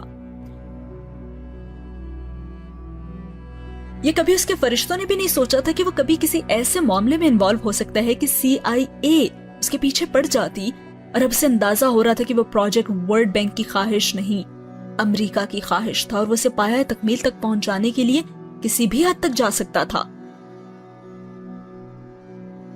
وہ 1.5 گھنٹہ وہیں بت کی طرح بیٹھا رہا. اسے 3 دن کے لیے واشنگٹن میں رہنا تھا اور تیسرے دن واپس چلے جانا تھا. لیکن اب اپنی ٹریول ڈاکیومنٹس گم ہو جانے کے بعد اسے یقین تھا وہ فوری طور پر واپس نہیں جا سکتا، کم از کم تب تک جب تک وہ ان تمام مطالبات پر کچھ لچک نہیں دکھا دیتا جو وہ لوگ اس سے کہہ رہے تھے. तकरीबन 1.5 घंटे के बाद सिकंदर उस्मान को उसने दोबारा फोन किया था और उन्होंने उसे बताया कि इमामा और उसके बच्चे घर पर नहीं हैं, घर लॉक्ड है और वहां कोई मुलाजिम या गार्ड नहीं है जो उनके बारे में कोई इत्तला देता।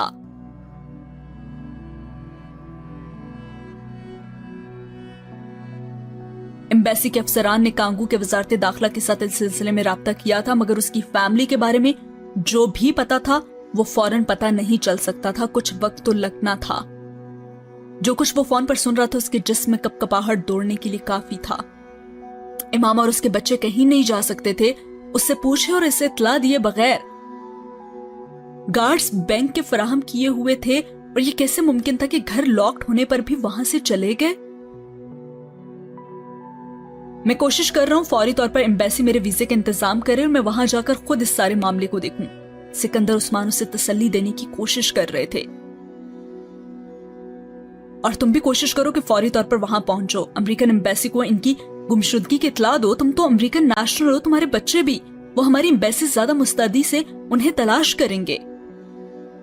सिकंदर उस्मान ने उसे एक रास्ता दिखाया और बिल्कुल ठीक दिखाया था, लेकिन वो बाप को इस वक्त ये नहीं बता पा सकता था कि वो इस वक्त अमेरिकन गवर्नमेंट के साथ ही उलझ पड़ा था। सब कुछ ठीक हो जाएगा सालार, तुम परेशान मत हो। कांगू में अभी इतना भी अंधेरा नहीं मचा कि तुम्हारी फैमिली इस तरह गायब हो सके। सिकंदर उस्मान अगर कांगू में रह चुके होते तो शायद कभी ये जुमला ना कहते। वो शायद ये समझ रहे थे कि उनका बेटा जो अमेरिकन नेशनल वर्ल्ड बैंक से मुंसलिक था, उसके या उसकी फैमिली के साथ कुछ भी गलत नहीं हो सकता था। और जवाब में कहने के लिए सालार के पास कुछ भी नहीं था, कुछ भी नहीं।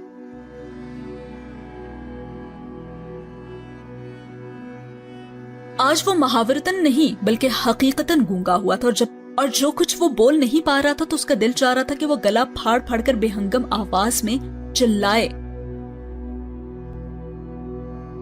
सिकंदर उस्मान ने मजीद कुछ भी कहे बगैर वो फोन रखकर फोन बूथ से आ गया था। सिकंदर उस्मान से मजीद कुछ भी कहे बगैर वो फोन रखकर वापस आ गया था। और वापस होटल में जाने में से सिर्फ 5 मिनट लगे थे, लेकिन इस वक्त वो 5 मिनट सालार को 5000 साल लग रहे थे। वो मुल्क और वो शहर उसके दोस्तों और रिश्तेदारों से भरा हुआ था। वो एक फोन कॉल करता तो वहां मजमा लग जाता, लेकिन कोई मजमा, कोई उसका मसला, उसकी आजमाइश खत्म नहीं कर सकता था। और आजमाइश थी कि बला की तरह उसके सर पर आई हुई थी, इससे भी बढ़कर उसकी फैमिली के सर पर। वो होटल के कमरे में आकर दरवाजा बंद करके खुद पर काबू नहीं रख पाया था। वो बेख्तियार चीखें मारता रहा, बिल्कुल उसी तरह जब कई साल पहले मारगला की पहाड़ियों पर एक तारीक रात में एक दरख्त से बंधा वो चिल्लाता रहा था। बेबसी की वही इंतहा उसने आज भी महसूस की थी, और इससे ज्यादा शिद्दत के साथ महसूस की थी। तब जो भी गुजर रहा था उसके अपने ऊपर गुजर रहा था, और जो भी होना था सिर्फ उसे होना था। लेकिन जो आज गुजर रहा था वो उसकी बीवी और कमसन बच्चों पर गुजर रहा था, और उसको पहुंचने वाली किसी तकलीफ का और उनको पहुंचने वाली किसी भी तकलीफ का तस्वुर सालार सिकंदर को जैसे स्लेब पर लटका रहा था। अगर कोई गलती थी तो उसकी थी, उसकी फैमिली का तो कोई कसूर नहीं था। क्या वो भी उसे मार देते पेट्रस इबाका की तरह? उसे ये कबूल था कि वो इबाका की तरह इस बिस्तर पर उसी हालत में पड़ा होता, लेकिन इमामा, जिब्रील और अनाया और वो और उसका वो बच्चा जो अभी दुनिया में आया ही नहीं था, उनका क्या कसूर था? वो लोग जो उसके आसाब को शल करना चाहते थे वो उसमें कामयाब हो रहे थे। वो अगर उसे घुटनों के बल गिराना चाहते थे तो वो गिर गया था, वो उसे ऊंधे मुंह देखना चाहते थे तो वो ऊंधे मुंह पड़ा था। और आज सालार पर बहुत भारी थी। पता नहीं वो कितनी बार होटल से निकलकर फोन बूथ पर गया था सिकंदर उस्मान को फोन करके वो इमामा और बच्चों के बारे में किसी इत्तला का पूछता और फिर उसी तरह वापस आ जाता। वो सारी रात एक लम्हे के लिए भी नहीं सो पाया था। इमामा, जिब्रील और अनाया के चेहरे उसकी आंखों के सामने घूमते रहे।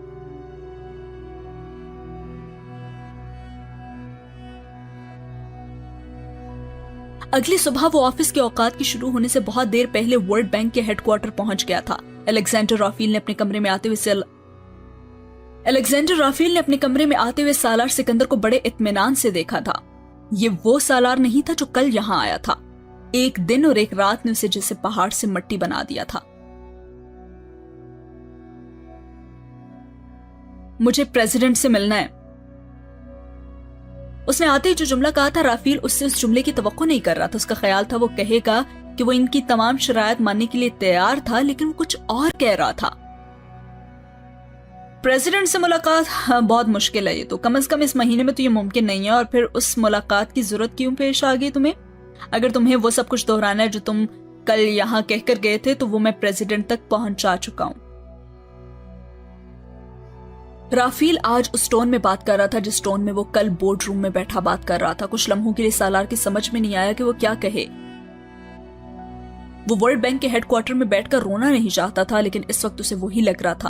वो किसी भी लम्हे फूट फूट कर रोने लगेगा, और आखिरी चीज जो वो करना चाहता था वो यही काम था। कंशासा में कल से मेरी फैमिली गायब है, मेरी बीवी, मेरा बेटा और मेरी बेटी। अपने लहजे पर काबू पाते हुए उसने राफेल की आंखों में आंखें डालते हुए कहना शुरू किया, ओह बहुत अफसोस हुआ। तुम्हें फौरी तौर पर वापस जाना चाहिए कांगू, ताकि पुलिस की मदद से तुम अपनी फैमिली को बरामद करवा सको। जो हालात कांगू में हैं, उनमें कोई गुमशुदा शख्स बहुत ही सही सलामत कम वापस मिलता है। लेकिन फिर भी राफेल यूं बात कर रहा था जैसे अखबार पढ़ रहा था। उसके लहजे, चेहरे, आंखों में कहीं सालार के इंकशाफ पर कोई अफसोस या हमदर्दी नहीं थी। और सालार ने उसकी बात काटी, मेरा पासपोर्ट और सारे डॉक्यूमेंट्स गुम हो चुके हैं, होटल के कमरे में से सब कुछ गायब है, और अब मैं कल वापस कंशासा नहीं जा सकता। मुझे हेडक्वार्टर की मदद चाहिए अपने पासपोर्ट और दूसरी दस्तावेजात के लिए, और मुझे वर्ल्ड बैंक से फौरी तौर पर डॉक्यूमेंट्स चाहिए ताकि मैं अपना पासपोर्ट ले सकूं। राफेल ने उसकी बात खामोशी सुनने के बाद उसे बड़े ठंडे अंदाज में सरमेहरी से कहा, इन हालात में वर्ल्ड बैंक तुम्हें नए पासपोर्ट के लिए कोई लेटर जारी नहीं कर सकेगा, क्योंकि तुम आज रिजाइन कर रहे हो। मेरा ख्याल है तुम्हें मामूल के तरीकाकार के मुताबिक पासपोर्ट के लिए अप्लाई करना चाहिए और फिर कांगू जाना चाहिए एक विजिटर के तौर पर। अगर तुम्हें वर्ल्ड बैंक के एम्प्लॉय होते तो हम तुम्हारी फैमिली के लिए किसी भी हद तक जाते, लेकिन अब वो और उनका तहफ्फुज हमारी ऑर्गेनाइजेशन की जिम्मेदारी नहीं है। तुम्हारे लिए ज्यादा मुनासिब ये है कि तुम कंशासा में अमेरिकन एम्बेसी से राब्ता करो और अपनी फैमिली के लिए मदद मांगो, या फिर पाकिस्तानी एम्बेसी से। तुम ओरिजिनली पाकिस्तान से ही हो ना? राफेल ने अपनी गुफ्तगू के इख्तिताम पर बड़े भूलपन से उसे यूं पूछा जैसे उसे यह अचानक याद आया हो कि वो दोहरी शहरियत रखता था। सालार उसके इस तज़हीक आमेज जुमले को शहद की घूंट की तरह पी गया। वर्ल्ड बैंक के एम्प्लॉय को ब्लू पासपोर्ट इशू होता था, और इस पासपोर्ट के हुसूल के लिए उसे एक बार फिर से हेडक्वार्टर से उसके लिए लेटर चाहिए था, या फिर वर्ल्ड बैंक उसकी जगह पर खुद उस पासपोर्ट के अप्लाई करके उसे पासपोर्ट दिलवाता। लेकिन अब राफेल के दो टोक इनकार ने सालार की ज़हनी हिजान में इजाफा कर दिया था, और जिंदगी में कभी किसी मगरबी इदारे से उसे इतनी शदीद नफरत महसूस नहीं हुई थी जितनी उस दिन वर्ल्ड बैंक हेडक्वार्टर में बैठे हुए उससे हुई थी।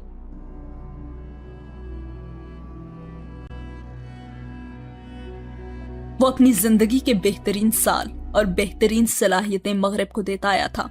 अक़वाम मुत्तहिदा के बाकी इदारे और अब वर्ल्ड बैंक, वो इस हेडक्वार्टर में कल तक एक खास स्टेटस के साथ आता था, और आज वो उससे इस तरह का बर्ताव कर रहे थे जैसे वो एक भिखारी था, एक नाकारा बेकार आदमी जिसके पास अब वर्ल्ड बैंक को देने के लिए कुछ नहीं था।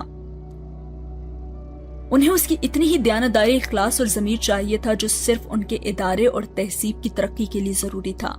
इंसानियत मादा परस्ती के इस जंगल के सामने कुछ भी नहीं थी जिसे मगरिब तरक्की कहता था, और इसी तरक्की के हुसूल की ख्वाहिश में भी वो सारी उम्र सरगर्दान रहा था।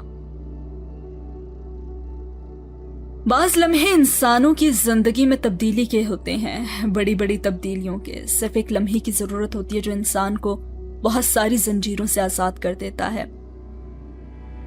37 साला जिंदगी में आज दूसरी बार सालार की जिंदगी में वो लम्हा आया था।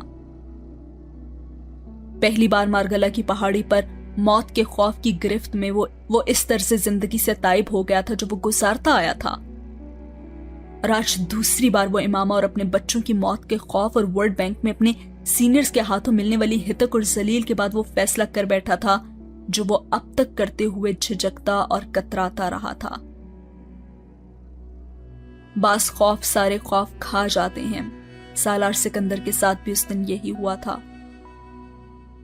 वहां बैठे उसने उस दिन ये तय किया था कि वो अगले 10 साल में वर्ल्ड बैंक से बड़ा इदारा बनाएगा। वो दुनिया के मालियाती निजाम को उलट कर रख देगा जिस पर मगरिब काबिज था।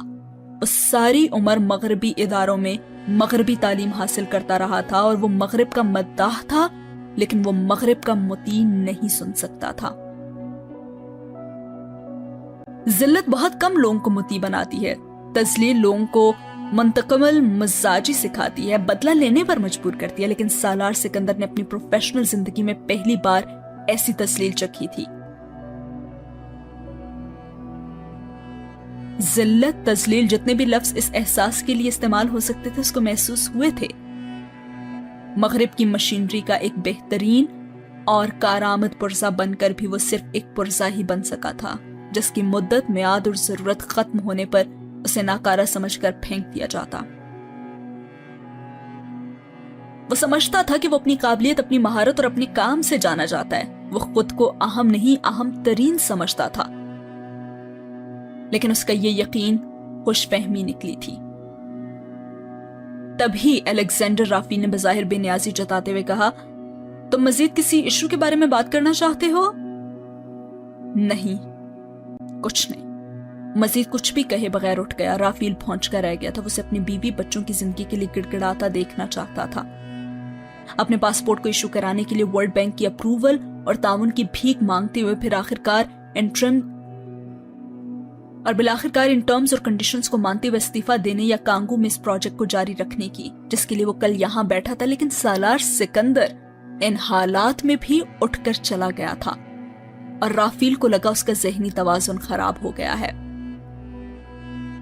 ہیڈ کوارٹرز کی عمارت سے اس طرح نکلتے ہوئے سالار کو خود بھی یہ محسوس ہو رہا تھا جیسے اس کا ذہنی توازن خراب ہو گیا، ورنہ وہ اتنا بے رحم اور بے حس تو نہیں ہو سکتا تھا کہ امامہ اور بچوں کے لیے وہاں کچھ بھی کیے بغیر آ جائے۔ وہ وہاں کمپرومائز کرنے گیا تھا، اپنی بیوی اور بچوں کی زندگی بچانے کے لیے، ان کی شرائط ماننے کی نیت سے گیا تھا، لیکن رافیل کے الفاظ اور رویے نے جسے سالار سکندر کا ذہن الٹ کر رکھ دیا تھا، اور وہ کہنے لگا، میں ان میں سے کسی سے بھی اپنی فیملی کی زندگی کی بھیک نہیں مانگوں گا۔ اگر گڑگڑاؤں گا تو بھی ان میں سے کسی کے سامنے نہیں گڑگڑاؤں گا۔ عزت اور ذلت دونوں اللہ کے ہاتھ میں ہے۔ اللہ نے ہمیشہ مجھے عزت دی ہے۔ ذلت جب بھی میرا مقدر بنی ہے میرے فیصلوں اور میرے انتخاب سے بنی ہے۔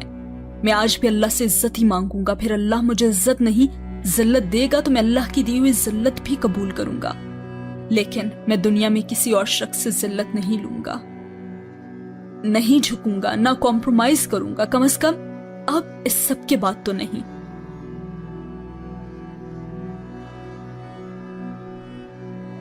وہ ریت کا ٹیلا بن کر اندر گیا تھا اور آتش فشاں بن کر باہر آیا تھا۔ وہ وہی لمحہ تھا جب اس نے امامہ اور اپنے بچوں کی زندگیاں بھی داؤ پر لگا دی تھی۔ امامہ، جبریل، عنایا، یہ نعمتیں مجھے اللہ نے دی ہیں، کسی انسان سے تو کبھی بھی نہیں ملی، تو پھر میں انسانوں سے ان کے لیے بھی کیوں مانگوں؟ وہ ضدی تھا، لیکن اس نے زندگی میں سوچا بھی کبھی نہیں تھا کہ ایک وقت ایسا آئے گا جب وہ امامہ اور اپنے بچوں کی زندگیوں کو اپنی ضد کے سامنے قربان کرنے پر تیار ہو جائے گا۔ سالار سکندر کو پھانسنے کے لیے جو پھندا تیار کیا گیا تھا وہ اس سے بچ کر نکل گیا تھا، اور جن لوگوں نے وہ پھندا تیار کیا تھا انہیں اندازہ نہیں تھا کہ بساط کس طرح پلٹنے والی تھی۔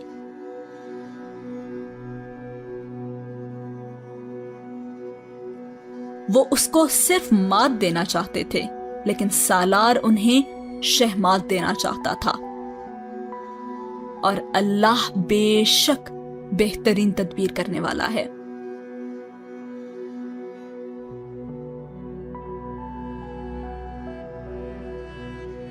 اسی کے ساتھ یہ کافی ڈپریسنگ سین ہوا ختم۔ آگے کیا ہونے والا ہے؟ کچھ بہت ایکسائٹنگ ہونے والا ہے، وہ جانیں گے ہم اگلی ایپیسوڈ میں۔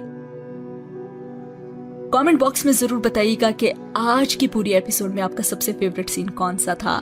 ملتے ہیں اگلی ویڈیو میں، تب تک کے لیے رکھیے اپنا بہت سارا خیال۔ اللہ حافظ۔